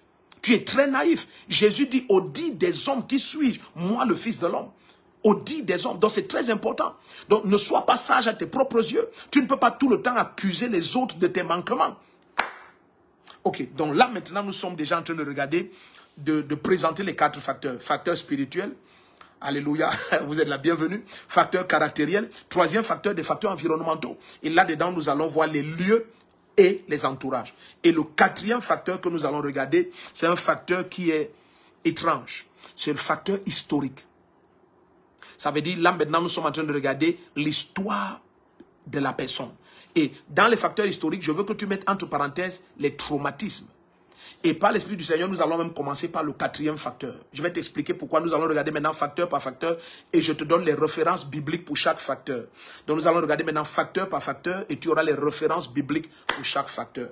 Est-ce que quelqu'un est connecté? Est-ce que tu es connecté? Est-ce que tu es connecté? Est-ce que tu es connecté? Donc, premier facteur, ce sont des facteurs spirituels. Deuxième, ce sont les facteurs caractériels. Troisième, ce sont les facteurs environnementaux, entre parenthèses, les lieux et les entourages. Et vous allez découvrir qu'il y a vraiment des lieux qui sont comme ça. Tout au long de la parole de Dieu, le Seigneur expose ces lieux. Des lieux où les destinées sont frustrées complètement. Ce sont des lieux qui ne sont pas. Vous savez, lorsqu'on va parler, par exemple, à un moment donné, d'une nation, je ne vais pas déjà citer, on va arriver à ça. On va dire que c'est une nation qui dévore ses habitants. Vous imaginez qu'on dise ça? Donc vous allez croire que les gens échouent toujours parce qu'il y a des problèmes simplement au niveau spirituel, familial. Il y a peut-être des problèmes au niveau spirituel individuel. Il y a peut-être des problèmes au niveau du caractère. Non, vous allez découvrir aussi qu'il y a des territoires où l'échec est la chose qui est commune.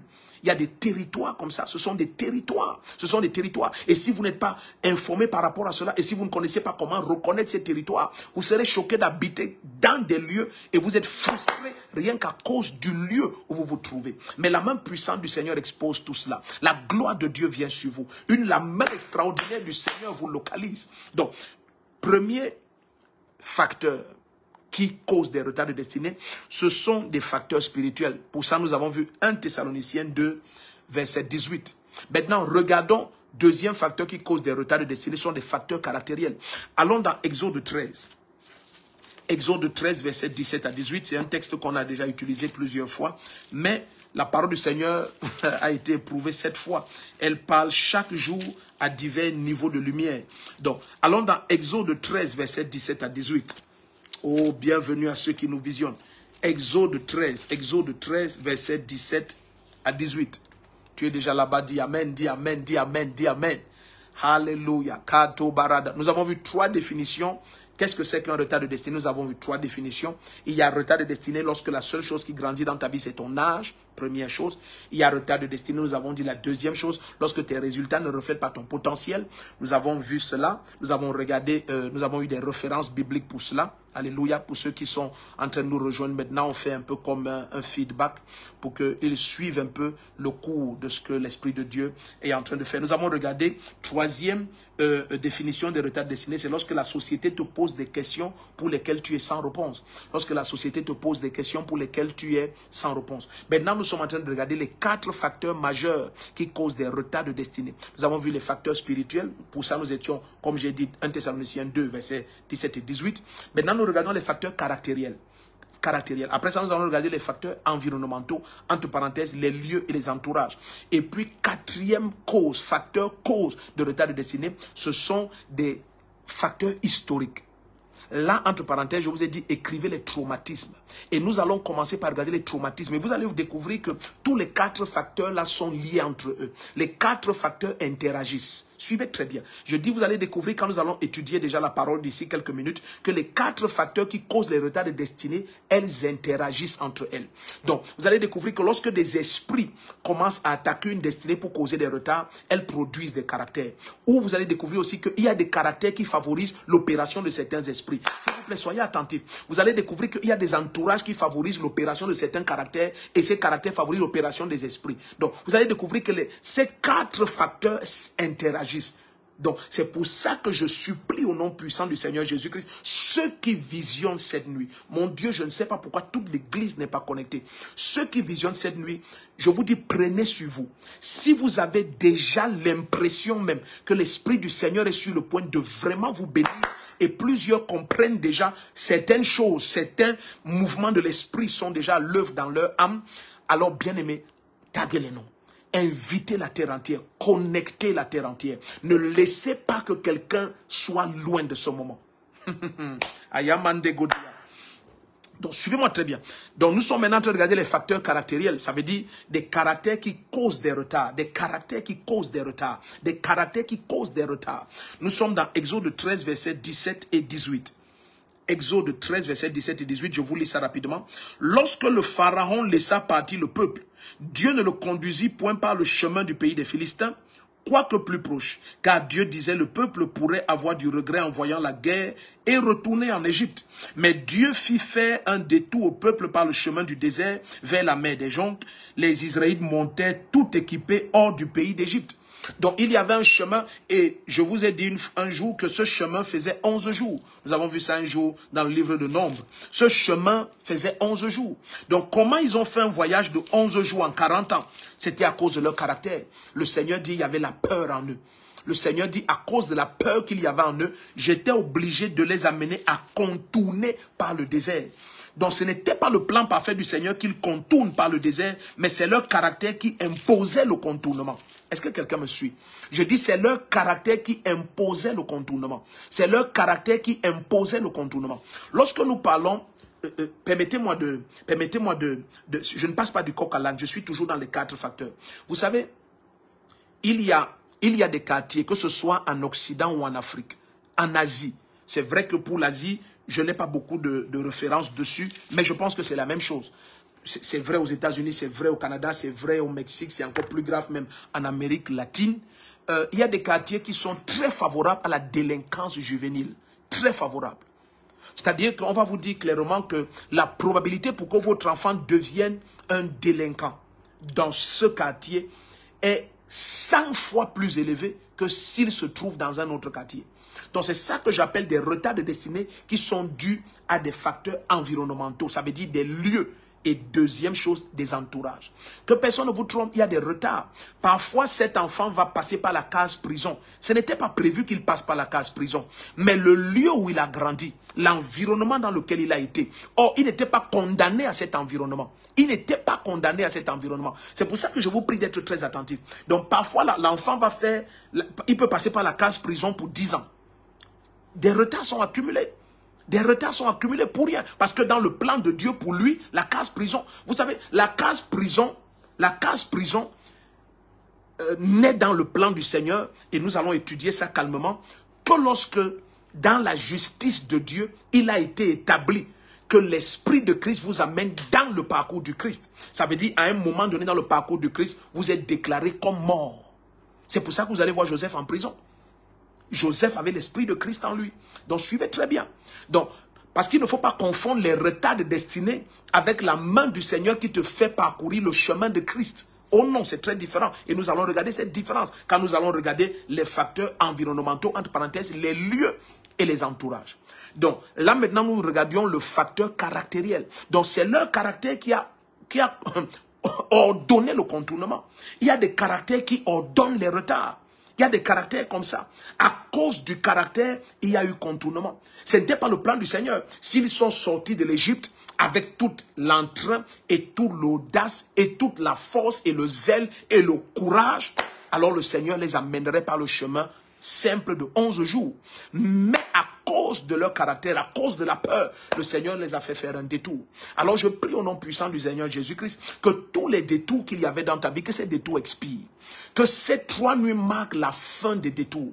Tout ce qui a causé des détours dans ta vie. Suivez bien. Je vais donner de simples petits exemples pour que vous compreniez ce que nous sommes en train de partager. C'est très délicat. Nous sommes à une heure critique là maintenant. Suivez-moi très bien. Lorsque nous parlons des facteurs caractériels en ce qui concerne les retards de destinée, vous serez choqués de découvrir que le temps qu'il a fallu pour que David devienne roi, c'était simplement le temps qu'il fallait aussi pour que le cœur du Seigneur finisse par avoir toutes les raisons de se détourner entièrement de Saül. Suivez très bien. Suivez très bien. Donc, Saül a commencé, lorsque vous lisez par exemple dans le livre de 1 Samuel 14, la parole du Seigneur va nous révéler que Saül a dit, le peuple, pardon, s'éloignait de moi et je n'ai pas cherché la face de l'Éternel. Donc Saül n'était pas un homme de prière. Il n'était pas comme on présentait David. David invoquait le nom du Seigneur 5 fois par jour. Appuyons sur le cœur rouge au maximum, s'il vous plaît. Donc David était un homme de prière, mais pas Saül. Donc Saül avait... Saül, suivez très bien ce que nous allons partager. C'est délicat, mais je vous prie de suivre. Saül avait développé cette habitude de toujours s'expliquer et se justifier.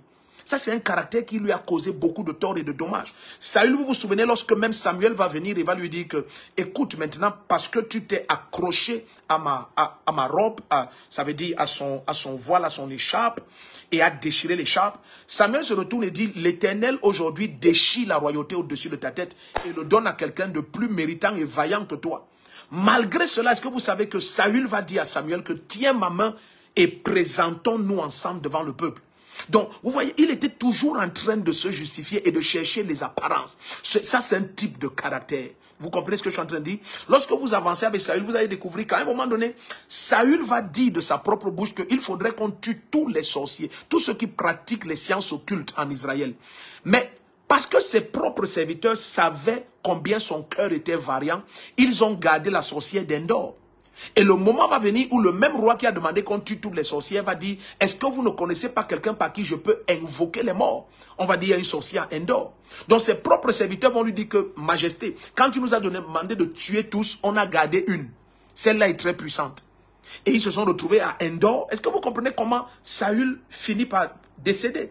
Donc le Seigneur s'est donné tout ce temps. 23 ans pratiquement.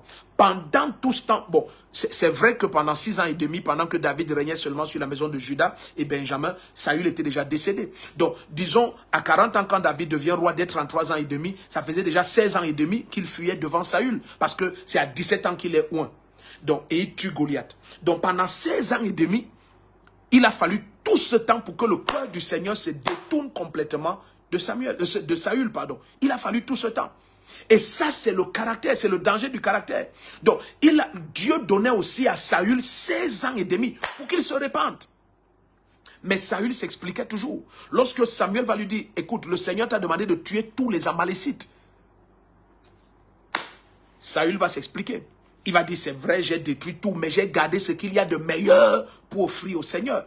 Et Samuel va lui dire, écoute, l'obéissance vaut mieux que les sacrifices. Il va lui dire, la rébellion vaut le téraphim et la sorcellerie. Donc, c'était le caractère de Saül qui était son vrai problème. C'était le caractère de Saül. Si vous vous souvenez bien, bien-aimés, lorsque vous lisez dans 1 Samuel 10, dès même 1 Samuel 9, lorsque vous lisez le parcours d'ordination de Saül, il est énormément plus glorieux que l'ordination de David. David est oint dans le salon de son père. Mais bien-aimé, Saül était oint devant tout Israël. Il se cachait même parmi les sacs tellement il était humble et ne voulait pas toute cette gloire humaine. Mais son problème, c'était le dépôt d'âme, le caractère. Beaucoup de retards sont dus au caractère. Le caractère. Le caractère. Certains ont perdu des positions à cause de leur caractère. Rien d'autre. Rien d'autre. Le Seigneur nous révèle qu'il a dû faire des contournements à cause de leur caractère. Donc, et je prie pour toi au nom puissant de Jésus que tous les contournements qu'il y a eu dans ta vie expirent. Vous savez, il faut du courage et de la force pour tenir sur la ligne droite. Vous suivez ce que je viens de dire par l'Esprit du Seigneur? Il faut du courage et de la force pour tenir sur la ligne droite. Il faut du courage et de la force. Parce que ce que tu ne sais pas, que ton frère est en train de confronter, tu peux avoir l'impression, pardon, que tu es la seule personne qui affronte certaines choses. Non, non. Aucune épreuve ne vous est parvenue qui n'ait été qu'humaine. Aucune épreuve. Aucune épreuve. Ne pensez pas que lorsqu'il fait froid, il ne fait froid que dans votre maison. Ne pensez pas que lorsque il fait chaud, il ne fait chaud que pour vous. Non, bien-aimé. Ce que tu as confronté là, et tu t'es esquivé, quelqu'un d'autre a confronté cela, a persisté dans la confrontation, l'a vaincu et a continué à avancer. Mais bien-aimé, nous allons tout droit où nous dévions selon le caractère. Je dis, nous allons tout droit. Dans la destinée, tu vas tout droit où tu dévies selon le caractère. Et vous savez, lorsque vous lisez par exemple l'histoire de Samson, oh bien-aimé, connectez la terre entière. Connectez la terre entière. Lorsque vous lisez l'histoire de Samson, c'est naïf de croire que c'est parce qu'on a coupé ses cheveux que sa force est partie, point barre. Non. Vous savez, les conditions de Naziréa tu ne devais pas t'approcher d'un mort. Suivez bien. Tu ne devais pas t'approcher d'un mort. 1. Tu ne devais pas boire des liqueurs fortes. 2. Et c'est troisièmement que tu ne taillais ni ta barbe ni tes cheveux. Donc lorsque l'église se focalise sur la barbe et les cheveux, il faut savoir que la barbe, les cheveux ont été coupés, la force est partie, parce que les deux autres demandes du naziréat avaient déjà été violées par Samson. Samson avait déjà, s'était approché d'un cadavre, il a pris le miel dans la... Samson avait déjà violé 2, il manquait une seule. C'est ça le problème. Jésus dit que ton oui soit oui, que ton non soit non. Est-ce que vous savez la force intérieure qu'il faut avoir? Restons connectés. Est-ce que vous savez la force intérieure qu'il faille avoir pour que ton oui soit oui dans cette société et que ton non soit non? Il faut une force intérieure extraordinaire. Mais c'est la détermination interne, c'est la dimension de ta force de caractère qui permet que ta route soit droite. Je viens prier pour quelqu'un maintenant. Au nom puissant du Seigneur Jésus-Christ, l'Esprit de Dieu qui nous donne ces 3 nuits va te donner la lumière et la révélation nécessaire pour que ton âme soit complètement remodelée et transformée complètement. Au nom puissant du Seigneur Jésus-Christ, le temps est venu que le caractère que tu devrais avoir pour que ton destin rattrape tous les retards, que ce caractère te soit donné. Et quand nous allons entrer en profondeur dans les facteurs caractériels, vous allez découvrir, il y a une liste de 7 caractères que nous allons partager qui sont extrêmement défavorables pour l'accomplissement d'un destin. 7. Nous allons les regarder.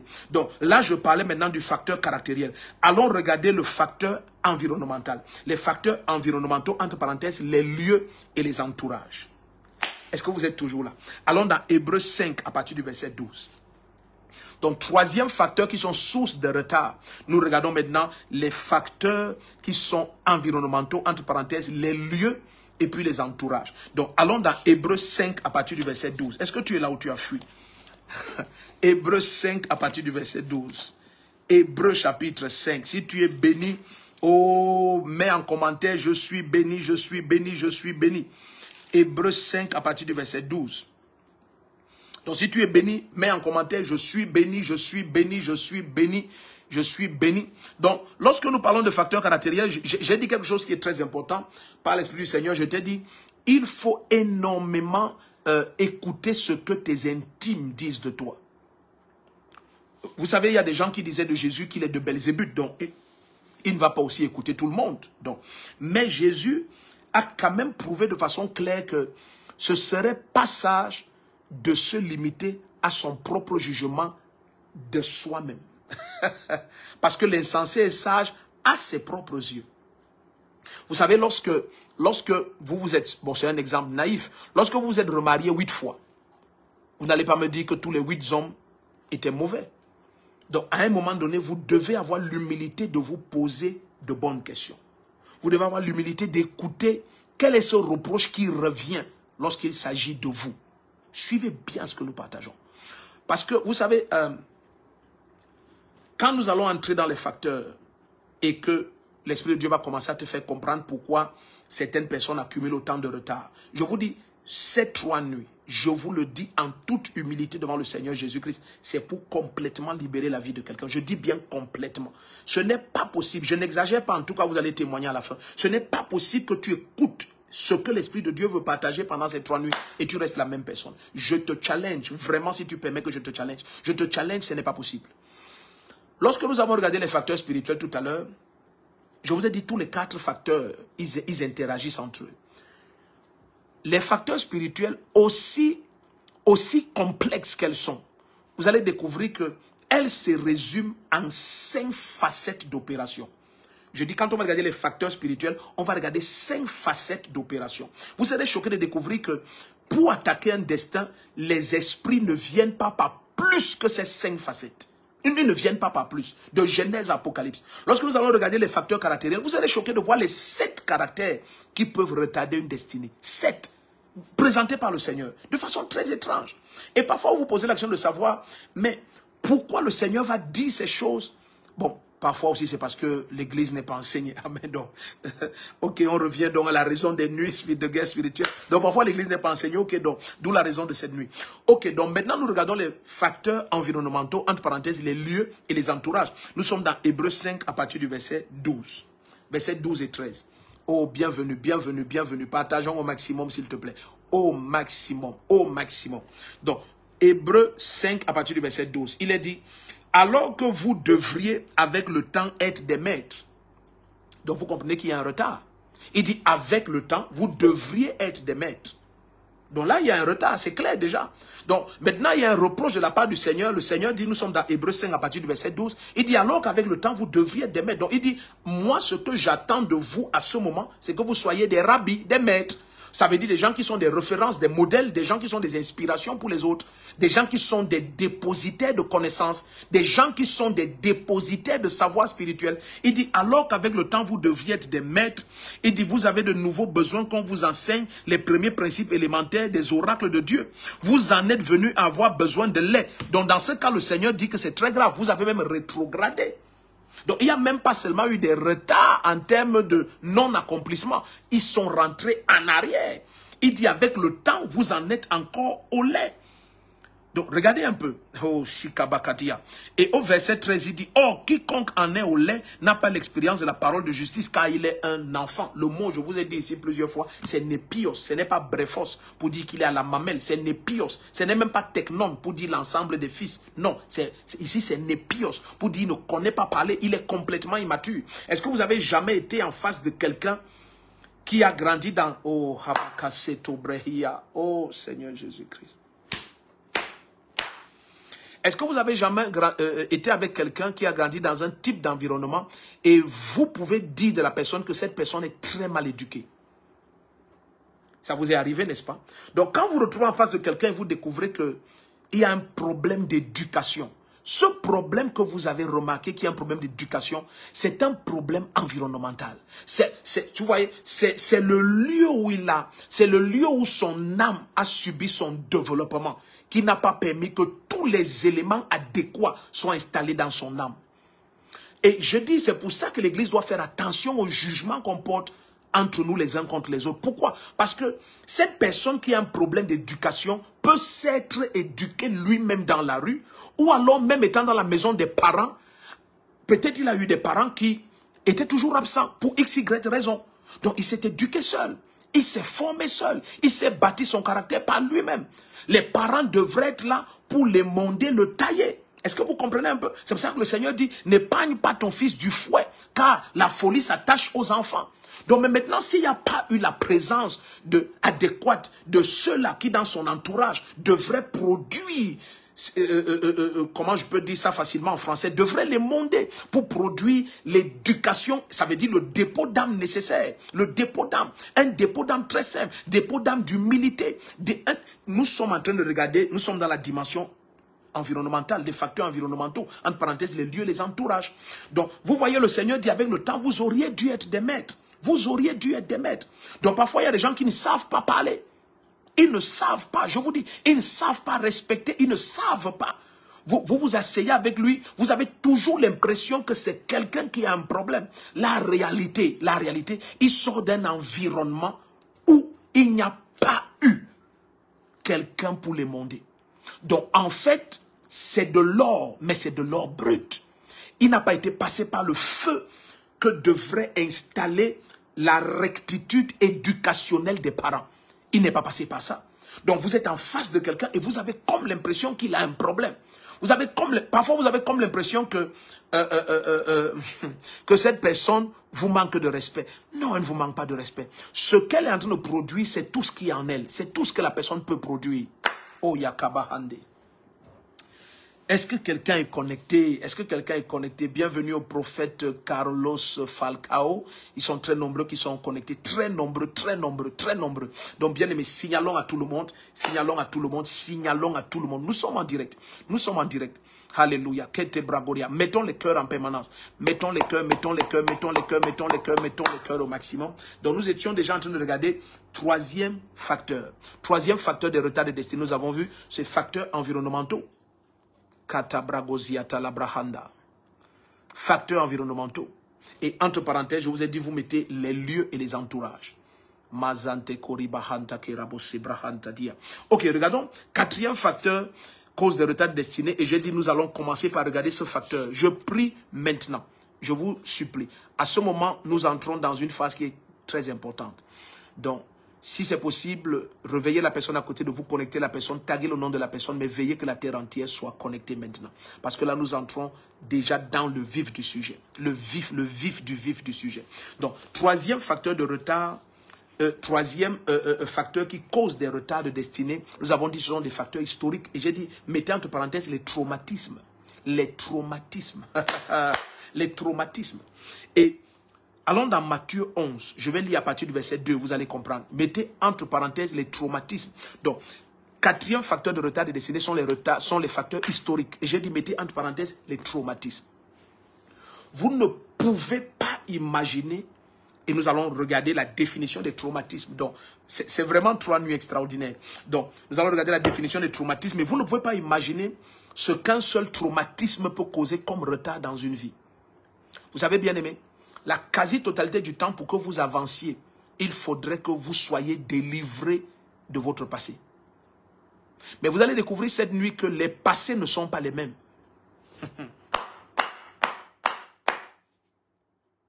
Je dis, vous allez découvrir que la force que certaines personnes ont, c'est dû à la manière que l'Esprit de Dieu les a bâtis et les a formés. Mais parfois, c'est au travers d'épreuves précises. Vous vous souvenez, nous avons partagé longuement pendant une nuit, bien qu'il fût fils, Jésus-Christ a appris l'obéissance au travers des choses qu'il a souffertes. Donc, il y a une dimension de l'obéissance qui est apprise au travers de certaines épreuves précises. Donc, maintenant, nous sommes en train de regarder la dimension des facteurs historiques. J'ai dit, mettez entre parenthèses les traumatismes, et nous allons définir bibliquement ce que c'est qu'un traumatisme. Vous serez choqués de découvrir tout ce qui va se passer avec vous pendant que nous allons prier. Alors nous sommes dans Matthieu 11, versets 2 à 6. Commençons à regarder les facteurs historiques, entre parenthèses, les traumatismes. Les traumatismes. Matthieu chapitre 11, versets 2 à 6. Si tu es béni, ne cesse pas d'écrire, je suis béni. Ne cesse pas d'écrire, je suis béni, béni, béni, béni. Matthieu 11, versets 2 à 6. Alléluia. Ne cesse pas d'écrire, je suis béni, je suis béni, je suis béni. Ne cesse pas d'écrire ça. Kato tabra mama mandira. Oh, bien-aimé, bien-aimé, bien-aimé. Connectons la terre entière. Il y a quelqu'un que tu n'as pas encore connecté. Il y a quelqu'un que tu n'as pas encore connecté. Connectons la terre entière. Ok, nous sommes en train de regarder maintenant. Quatrième facteur qui cause les retards destinés, c'est les facteurs historiques, entre parenthèses, les traumatismes. Et là, nous sommes pour cela dans Matthieu 11, versets 2 à 6. Matthieu chapitre 11, verset 2 à 6. Bienvenue à ceux qui nous rejoignent. Bienvenue, bienvenue, bienvenue.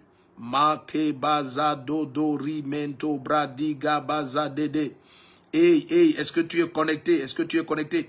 Commentons en permanence, commentons en permanence. La grâce de Dieu est sur ta vie, la puissance du Seigneur est sur toi. La main du Seigneur est sur ta vie. Je te dis, la main du Seigneur Jésus-Christ est sur ta vie comme jamais auparavant. Comme jamais auparavant. Comme jamais auparavant. Donc nous sommes dans Matthieu 11, versets 2 à 6.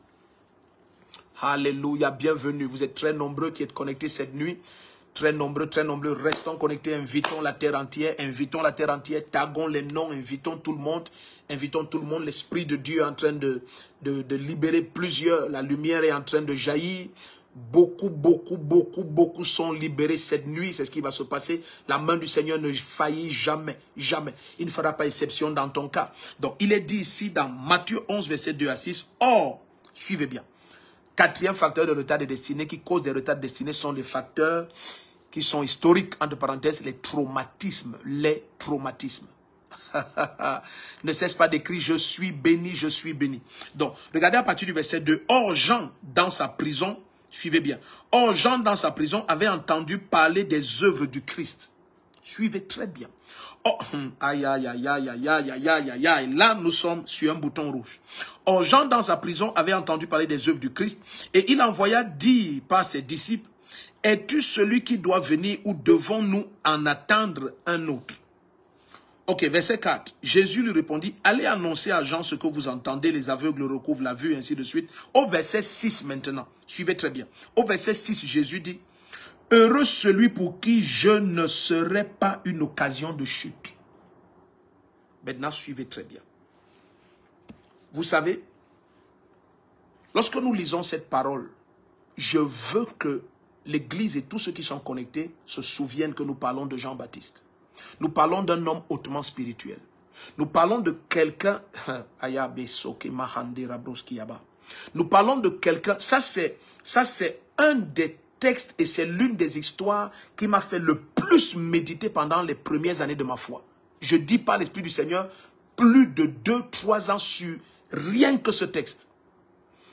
Ma question c'était, ça c'est quelqu'un d'autrement spirituel. Jésus a dit de lui, c'est le plus grand homme né d'une femme. C'est vrai que le moindre parmi nous qui sommes nés de nouveau, le moindre parmi nous est plus grand que Jean-Baptiste. Mais Jean-Baptiste est le plus grand. Jean-Baptiste est plus grand que Moïse. Jean-Baptiste est plus grand que Moïse.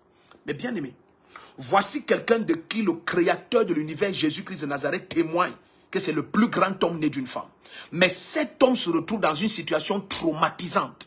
Et dans une situation traumatisante, celui qui a pointé Jésus et a dit voici l'agneau de Dieu qui ôte les péchés du monde, celui qui a formé pratiquement les 4 premiers disciples de Jésus, du milieu desquels Jésus prend les 3 qui sont ses intimes, Pierre, Jean et Jacques. Pierre, Jean et Jacques, les 3 étaient des disciples de Jean-Baptiste au départ. Donc, quelqu'un de cette taille et de cette amplitude spirituelle, bien aimé, si une situation traumatisante peut le faire... Si une situation traumatisante peut le faire remettre en question la voix de Dieu qu'il a écoutée, alors je te prie maintenant de faire attention et de très bien m'écouter. Les traumatismes sont dangereux, bien-aimés. S'il vous plaît, suivez très bien. Les traumatismes ont une puissance que vous n'imaginez pas. Les traumatismes sont une dimension d'activité du diable qui ont une capacité de retention des destinées que vous ne pouvez pas imaginer, à moins que l'Esprit du Seigneur te donne la grâce d'être très focalisé pendant ces 3 nuits. Suivez très bien. Nous ne parlons pas de n'importe qui ici.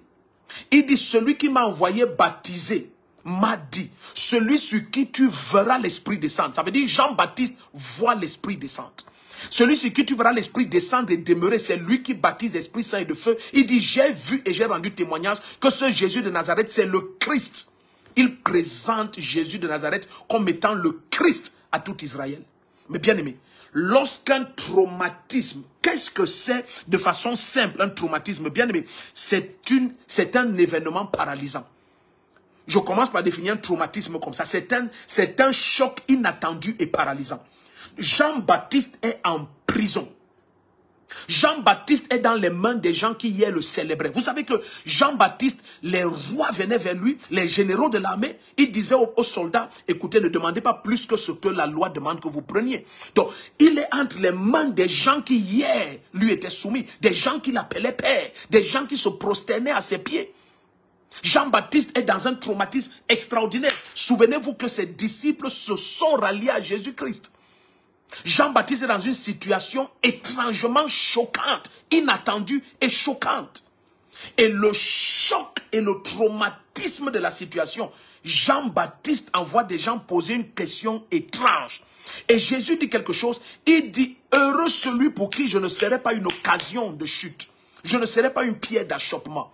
Est-ce que vous savez qu'un traumatisme peut amener des gens à dire des choses et vous les jugez de la mauvaise manière? Ça veut dire que quelqu'un vous dit par exemple, oh je ne vais plus jamais aller à l'église. Ce n'est pas la personne qui parle, c'est le choc qui est en train de produire cette voix. Aïe, aïe, aïe, aïe, aïe. Oh Seigneur. Avez-vous jamais été dans une situation où le consolateur pleure? La personne de qui vous attendez consolation, la personne est en train de pleurer? La personne est... Est-ce que vous savez que dans Jean chapitre 11, verset 35, ma Bible dit Jésus pleura. Il n'a pas pleuré parce qu'il est incrédule, il n'a pas pleuré parce qu'il avait, il avait une douleur physique quelconque. Mais je veux qu'on se focalise sur Jésus pleura et Jésus est la consolation. Oh, il dit mes yeux. Oh, l'autre jour, qu'est-ce que Siméon a dit? Siméon a dit mes yeux ont vu la consolation d'Israël. Mais maintenant la consolation pleure. Fixons-nous, focalisons-nous sur ses yeux. Les larmes sont en train de couler. La consolation pleure. As-tu jamais été un enfant, tu attends tout de tes parents et tu vois tes parents pleurer? Rien que ça, je suis au niveau le plus bas du traumatisme, bien-aimé. Je laisse le traumatisme d'un deuil. Nous allons regarder ça tout de suite. Nous allons entrer dans toutes les dimensions du traumatisme. Vous serez choqués. En fait, bien-aimé, ce que vous allez découvrir dans la parole, dans les Écritures cette nuit, nous commençons par regarder cette dimension, ces facteurs. Nous commençons par regarder les facteurs historiques, entre parenthèses, le traumatisme. La quasi-totalité des destins qui tournent en rond. Vous pouvez ne pas accepter, mais pendant que nous avançons dans la parole de Dieu, vous allez découvrir que c'est ça. Toutes ces retards sont la majeure partie du temps traçables à un traumatisme. Et la personne ne parvient plus à se défaire d'une situation qui a embrigadé son âme. Ayaba. Kaba, Rossi Kabayabaha, Librokosapaha. Il y a des gens 20, 30, 40 ans plus tard, ils ne font que faire un seul deuil. 40 ans plus tard, ils font un seul deuil. Leur âme ne parvient pas à se détacher de la mort de quelqu'un. Leur âme ne parvient pas à se détacher d'une scène qui a paralysé son âme. Est-ce que vous savez ce que ça veut dire regarder la consolation d'Israël en train de pleurer? Vous savez, il a fallu la grâce de Dieu pour que Pierre, Jean et Jacques supportent de regarder Jésus pleurer et revenir vers eux et leur dire soutenez-moi. Soutenez le créateur de la vie, l'auteur de l'existence, le Dieu tout-puissant, El Shaddai, l'alpha et l'oméga. Il dit à Pierre, Jean et Jacques, soutenez-moi. Mon âme est triste jusqu'à la mort. Ils sont en train d'être émerveillés. Qu'est-ce qui est en train de se passer? Avez-vous jamais été dans une situation où vous découvrez que vos parents ne peuvent rien pour vous? Vos regards sont portés vers eux, c'est normal. Pourquoi? Parce que c'est eux, c'est dans leurs mains que vous êtes posés. C'est eux qui sont les archers qui doivent vous tirer en tant que flèche. Avez-vous grandi dans une maison où vous découvrez que les parents ne peuvent rien pour vous, même pas vous nourrir, encore moins vous vêtir et vous loger, tout le reste, et ils sont vivants? Avez-vous jamais été orphelin avec des parents vivants? Je suis en train d'introduire seulement les traumatismes pour que vous compreniez. Lorsque nous allons regarder Jacob, vous serez choqués. La Bible va nous révéler, on va lire ça tout de suite, que lorsqu'on a annoncé à Jacob que Joseph est mort, ma Bible me dit, l'âme de Jacob est entrée dans le deuil. Et en fait, quand vous lisez plus loin, lorsqu'on va lui annoncer que Joseph est vivant, la Bible dit la vie va revenir dans son esprit. Ça veut dire que dès qu'on lui a annoncé que Joseph est mort, la mort est entrée dans l'esprit de Jacob. Le goût de la vie était fini. Sa vie s'était arrêtée. Les retards ont commencé. C'était terminé. Il y a des parents, il y a des mamans, surtout à cause de l'affection et de la proximité. Il y a des mamans qui ont perdu des enfants il y a 20 ans. Sa vie s'est arrêtée là-bas. Elle n'avait pas 50 ans à l'époque, elle avait à peine 30. Mais 20 ans plus tard, elle fait toujours le deuil de cet enfant. Les traumatismes sont des armes terribles de Satan pour bloquer des destinées. Et nous allons regarder simplement pour des enfants de Dieu. Vous serez choqués de voir des choses extraordinaires. Bien-aimés, au nom puissant du Seigneur Jésus, tu sors des traumatismes là. Nous allons les regarder un à un. Toutes les dimensions de traumatisme, parce qu'ils doivent être disséqués. Vous savez, les traumatismes sont subtils. Ils sont subtils. La quasi-totalité du temps, suivez bien. La quasi-totalité du temps, lorsque vous voyez des gens prompts à pleurer, ou prompts à être en colère, ou prompts à... Ces expressions extrêmes émotionnelles sont pour la quasi-totalité du temps des reflets des besoins de secours qui sont l'émanescence des traumatismes. Je dis ces expressions extrêmes émotionnelles sont très souvent des émanescences de traumatisme. La personne est en train de crier au secours, mais elle-même ne sait pas qu'elle crie au secours. Oh, Shimambre Korea, Balamos Kipa, Lekenuma Ata. L'apôtre Paul va dire quelque chose à l'église de Corinthe. Allons un peu dans 2 Corinthiens 1. 2 Corinthiens 1, versets 3 et 4. Pardon, suivez-moi très bien, s'il vous plaît. Suivez très bien ce que l'Esprit du Seigneur veut dire à l'église. Nous sommes dans 2 Corinthiens 1, versets 3 et 4. 2 Corinthiens 1, versets 3 et 4.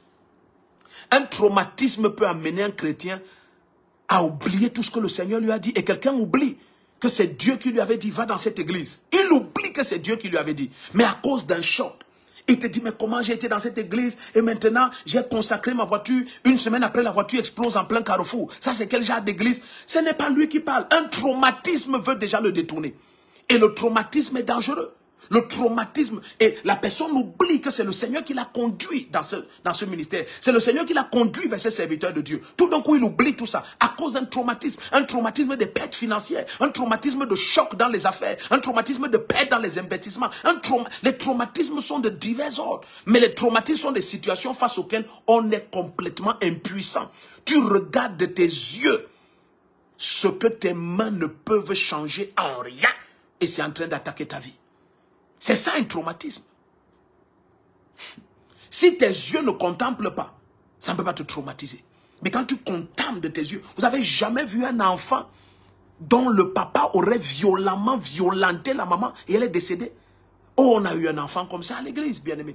On a eu des enfants qui ont vu des scènes qu'on ne peut pas répéter ici. Des choses hors de l'imaginaire.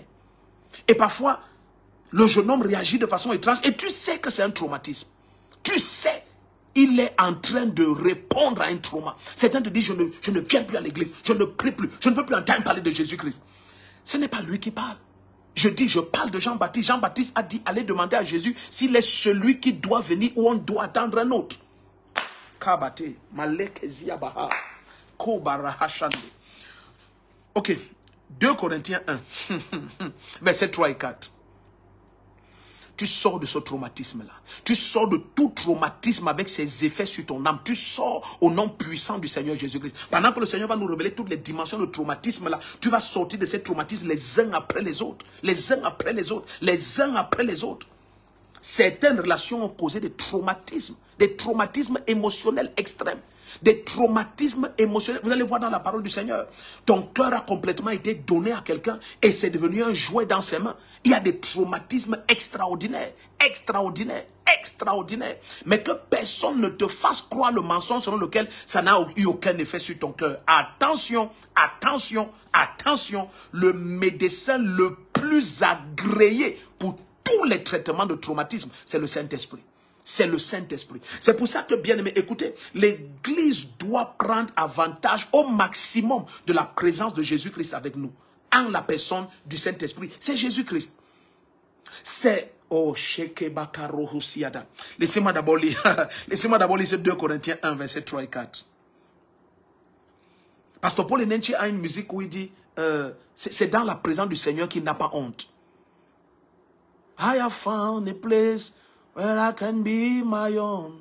A place where... Donc, tu comprends? Le Saint-Esprit, c'est la seule personne dans la présence de qui tu peux complètement t'ouvrir. Complètement. Là où ton cœur est complètement nu et tu peux parler les profondes choses les plus profondes de ta vie. S'il vous plaît, soyez attentifs. 2 Corinthiens 1, verset 3 et 4. Suivez bien. Il est dit ici. Béni soit le Dieu et Père de notre Seigneur Jésus-Christ, le Père compatissant et le Dieu de toute consolation. Dieu est présenté comme le Dieu de toute consolation. Aïe, aïe, aïe, aïe, aïe, aïe, aïe. Regarde le verset 4.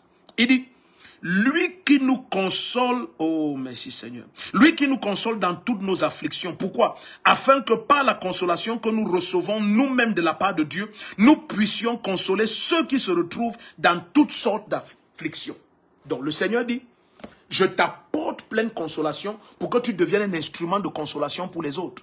Donc je dis ça pour que tu comprennes que les traumatismes ne sont pas des choses dont on puisse parler d'incurabilité. Non, non, non, non, non, non, non, non, non. Il n'y a pas quelque chose de nouveau sous le soleil. S'il vous plaît, appuyons les cœurs rouges. Parce que nous sommes en train d'entrer dans une zone vraiment rouge. Appuyons sur les cœurs rouges au maximum. Appuyons sur les cœurs rouges au maximum. Appuyons au maximum.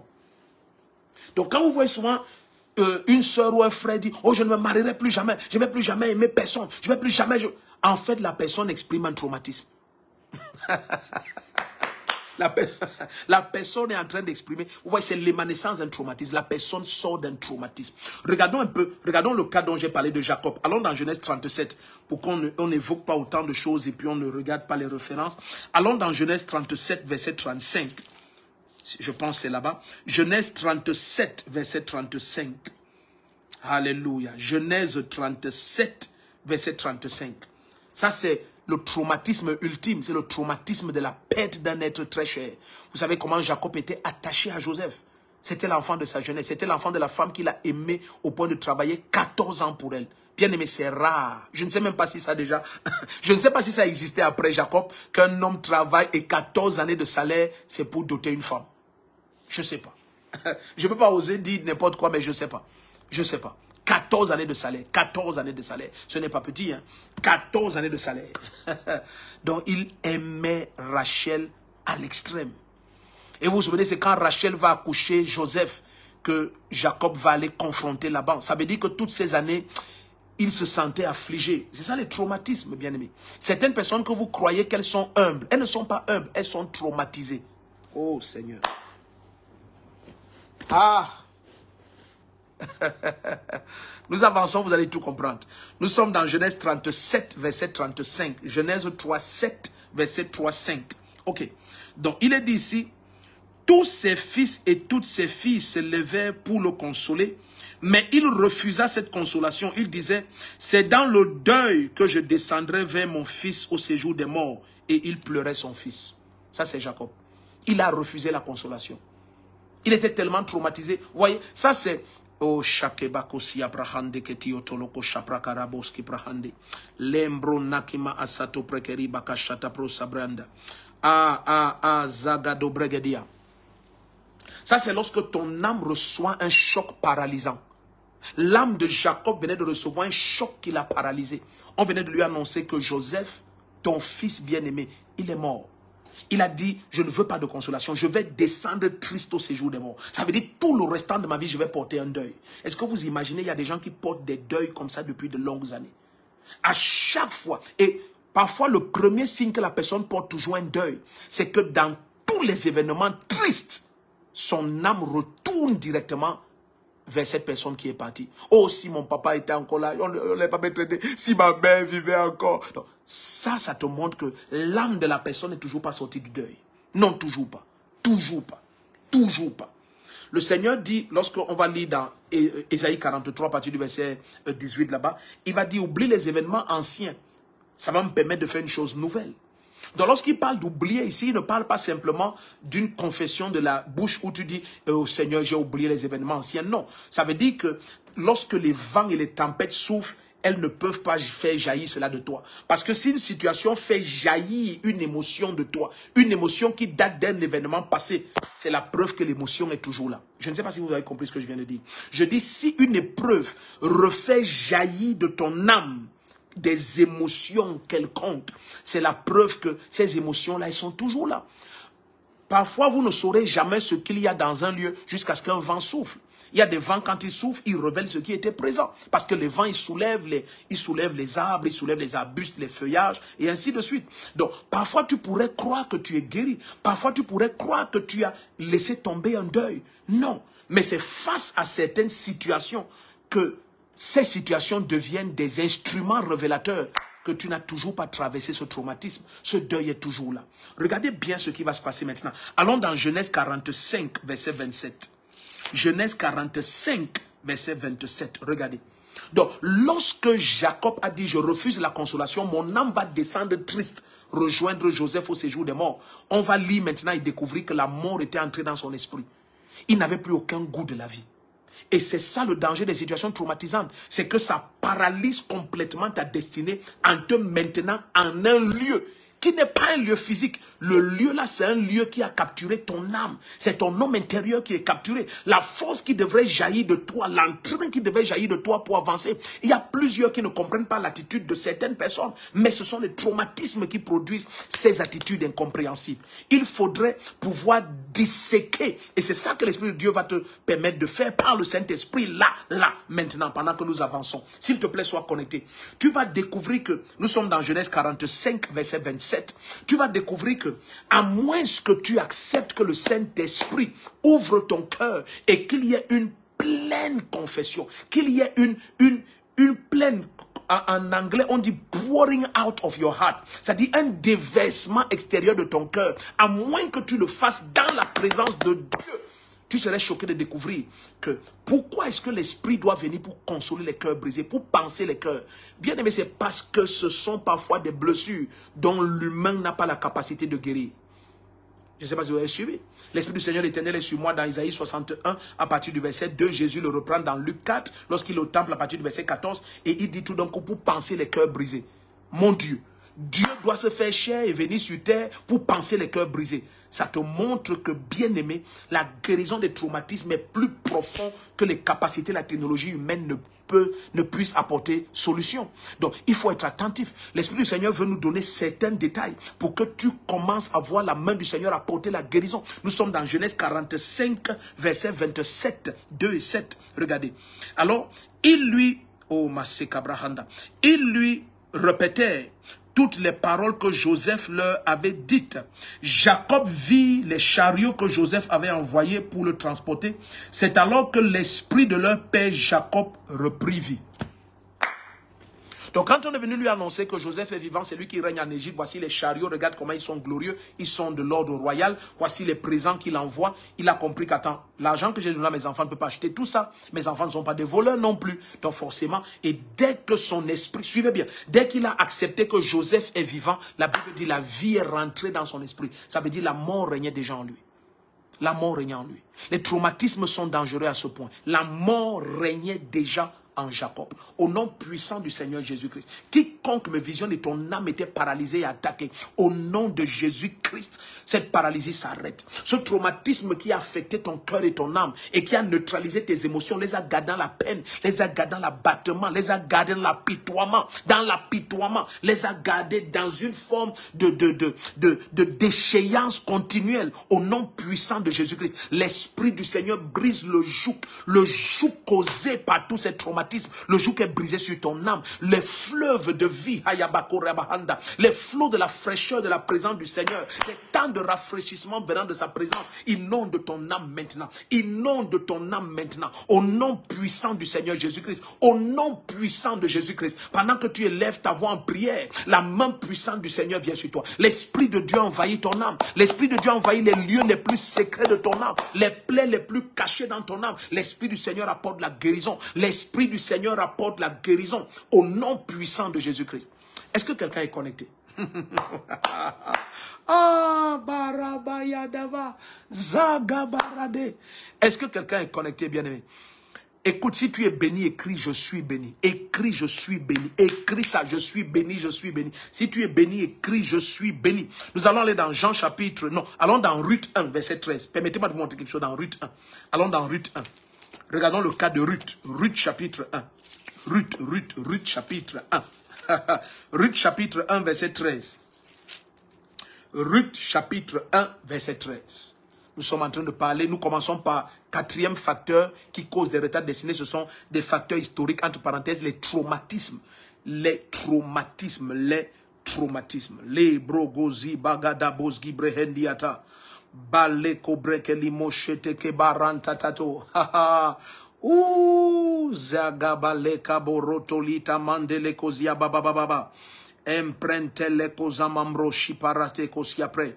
Limbrose keteteto bradagadia. Informe quelqu'un qui informe quelqu'un.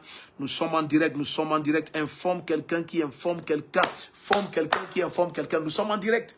Nous sommes déjà en direct. Nous sommes déjà en direct. Ça va faire plus d'1h40 minutes. Alléluia. Ça va faire plus d'1h40 minutes que nous sommes en direct. Donc informe quelqu'un qui informe quelqu'un. Nous sommes dans Ruth 1.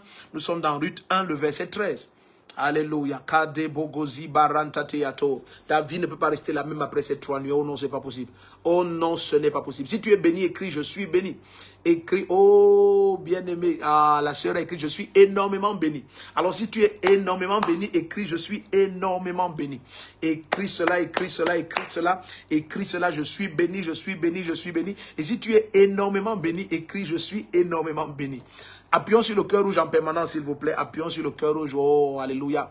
Vous êtes nombreux qui êtes bénis. Oh, je vois tellement de je suis béni, je suis béni. Alléluia, alléluia, je suis béni, je suis béni. Écris, je suis béni, je suis béni. Et si tu es énormément béni comme la sœur, écris, je suis énormément béni. Oh, Katamandeliko Zabrantaliata. Bienvenue à Jean-Paul Youm. Jean-Paul Youm et Langue. Oh, vous êtes très nombreux qui êtes connectés. Très, très nombreux. Très, très nombreux. Il nous faut beaucoup de temps pour citer tout le monde. C'est pour ça qu'on ne se donne pas cette peine. Donc, si tu nous visionnes pour la première fois depuis quelque partie du monde que ce soit, signale, laisse que nous sachions aussi depuis quelle partie du monde tu nous visionnes. Aïcha Nadjombe. Bienvenue. Vous êtes très nombreux. Vous êtes très nombreux qui êtes connectés. Oh, je suis énormément béni. Oui, écrit, je suis béni, je suis béni. Laetitia Jordan, vous êtes très nombreux qui êtes connectés. La grâce de Dieu est sur vous. La main puissante du Seigneur est sur chacun. Donc, bien aimé, pendant que la parole de Dieu nous est donnée, tu vas découvrir que au fur et à mesure que nous avançons, il y a ce travail que tu dois faire. Il y a ce travail que tu dois faire. Je te dis, il y a ce travail que tu dois faire. Le Seigneur ne donne pas ses armes pour rien. Le Seigneur ne donne pas ses armes pour rien. La parole du Seigneur, c'est l'épée à double tranchant. Donc, ces armes ne sont pas données pour rien. Alléluia. Martial Nankabdin Konsamba. Oh, vous êtes bénis en Konsamba. Nous arrivons par la grâce du Seigneur en Konsamba. Amen. Oh, je suis énormément béni. Junias Mana est connecté. Tu es béni. La grâce de Dieu est sur plusieurs d'entre vous. Vous êtes très nombreux. Vous êtes très nombreux. Vous êtes très nombreux. Vous êtes très nombreux. Donc, signalons à quelqu'un que nous sommes en direct. S'il vous plaît. I'm so blessed. You are welcome. Donc, signalons à quelqu'un. Appuyons sur le cœur rouge. Taguons les noms. Partageons ce direct au maximum. Et s'il te plaît, commente en permanence. Commente en permanence. Si tu es béni, laisse-nous savoir. Écris simplement, je suis béni. Écris simplement, je suis béni.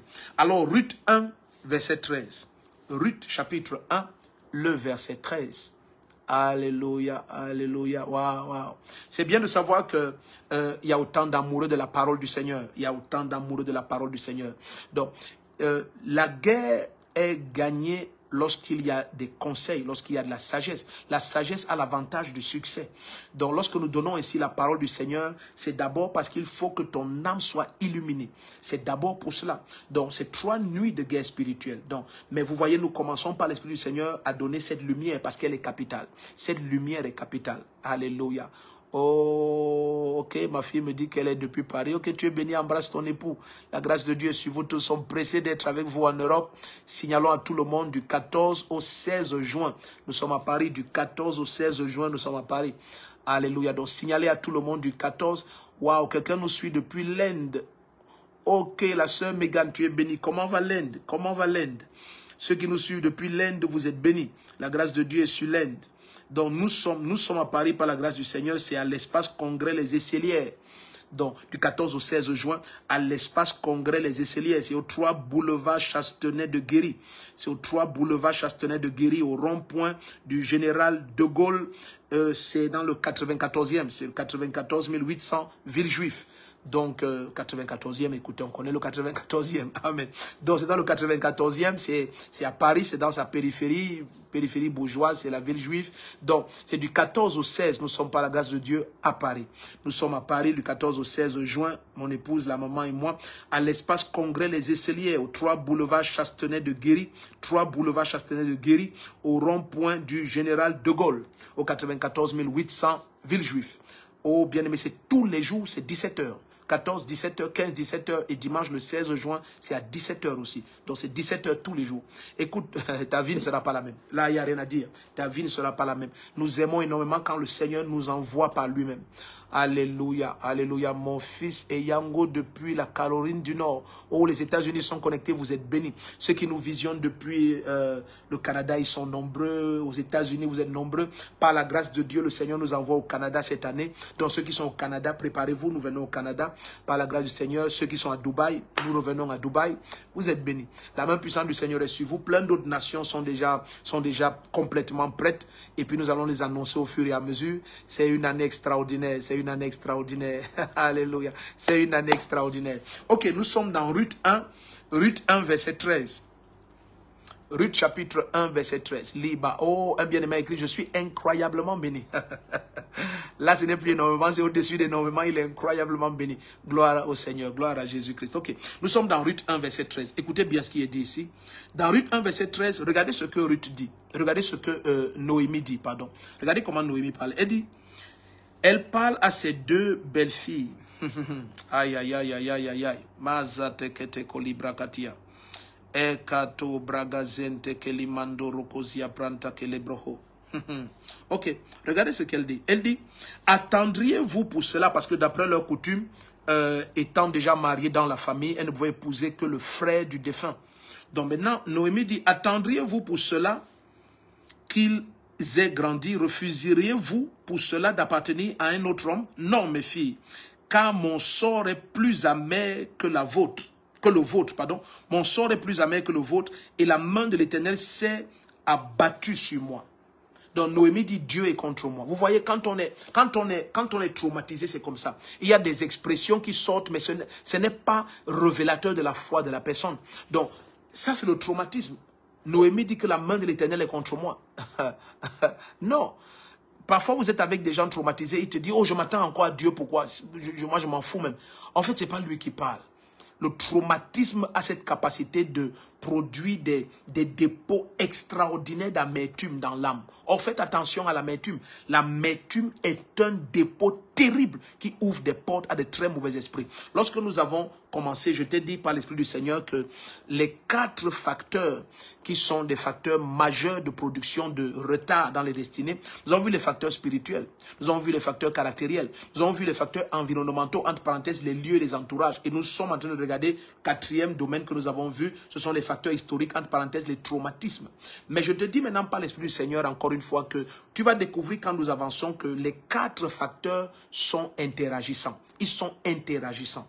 Et nous allons nous donner la peine de regarder vraiment tout cela. C'est-à-dire que nous allons regarder dans le domaine spirituel quelles sont les 7 plateformes d'opérations spirituelles, d'attaques qui causent ces retards de destinée. Je dis bien les 5 plateformes. Nous allons regarder dans le domaine caractériel les 7 caractères qui sont les 7 caractères majeurs qui produisent les retards. C'est vrai que plusieurs peuvent déjà commencer à comprendre des choses comme l'orgueil, des choses comme la colère, des choses, mais vous allez découvrir que ces 7 caractères, nous allons les étudier les uns après les autres.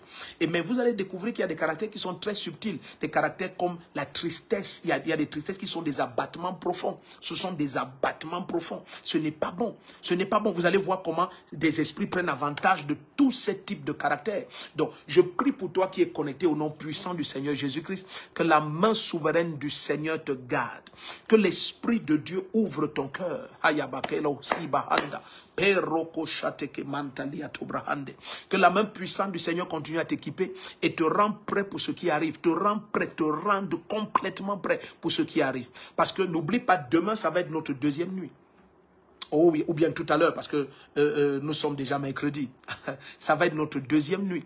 Et là, nous allons énormément prier parce que nous allons commencer à partager maintenant certains détails en ce qui concerne tous ces facteurs. Par exemple, facteurs historiques, quand on parle les traumatismes, nous allons commencer à regarder quels sont les traumatismes, comment en sortir, et nous allons prier. Nous allons commencer à regarder les facteurs spirituels, quelles sont ces 5 plateformes, et nous allons prier. Bien-aimé, la main du Seigneur va opérer des choses extraordinaires dans ta vie. Tu vas sortir de cette captivité. Tu vas sortir de ces retards. Tout ce qui est retard dans ta vie, tu vas les rattraper complètement. Tu vas rattraper tous les retards de ta destinée. Je te dis au nom puissant du Seigneur Jésus-Christ, tu vas rattraper tous les retards de ta destinée. Vous qui êtes connectés depuis le début, la grâce de Dieu est sur vous. Mais bien aimé, je vais te donner une exhortation, partagez ceci. Laissez que l'Église et la terre tout entière écoutent. Écoute ceci. C'est vrai que c'est introductif, mais bien aimé, ceux qui ont l'Esprit du Seigneur ont déjà commencé à puiser à l'intérieur. Parce que quand l'Esprit te parle une fois, tu écoutes 2 fois. Le Seigneur a commencé à puiser pour plusieurs dans des puits infinis de grâce et des lumières ont commencé à jaillir. La main puissante du Seigneur te garde. Sa gloire te recouvre. Je te dis, sa gloire te recouvre. La main du Seigneur est sur toi parce que l'Esprit du Seigneur apporte la guérison dans ton âme. Tout ce qui a été traumatisme, tout ce qui a attaqué la paix et la joie, tout ce qui a attaqué l'assurance dans ta vie, l'assurance.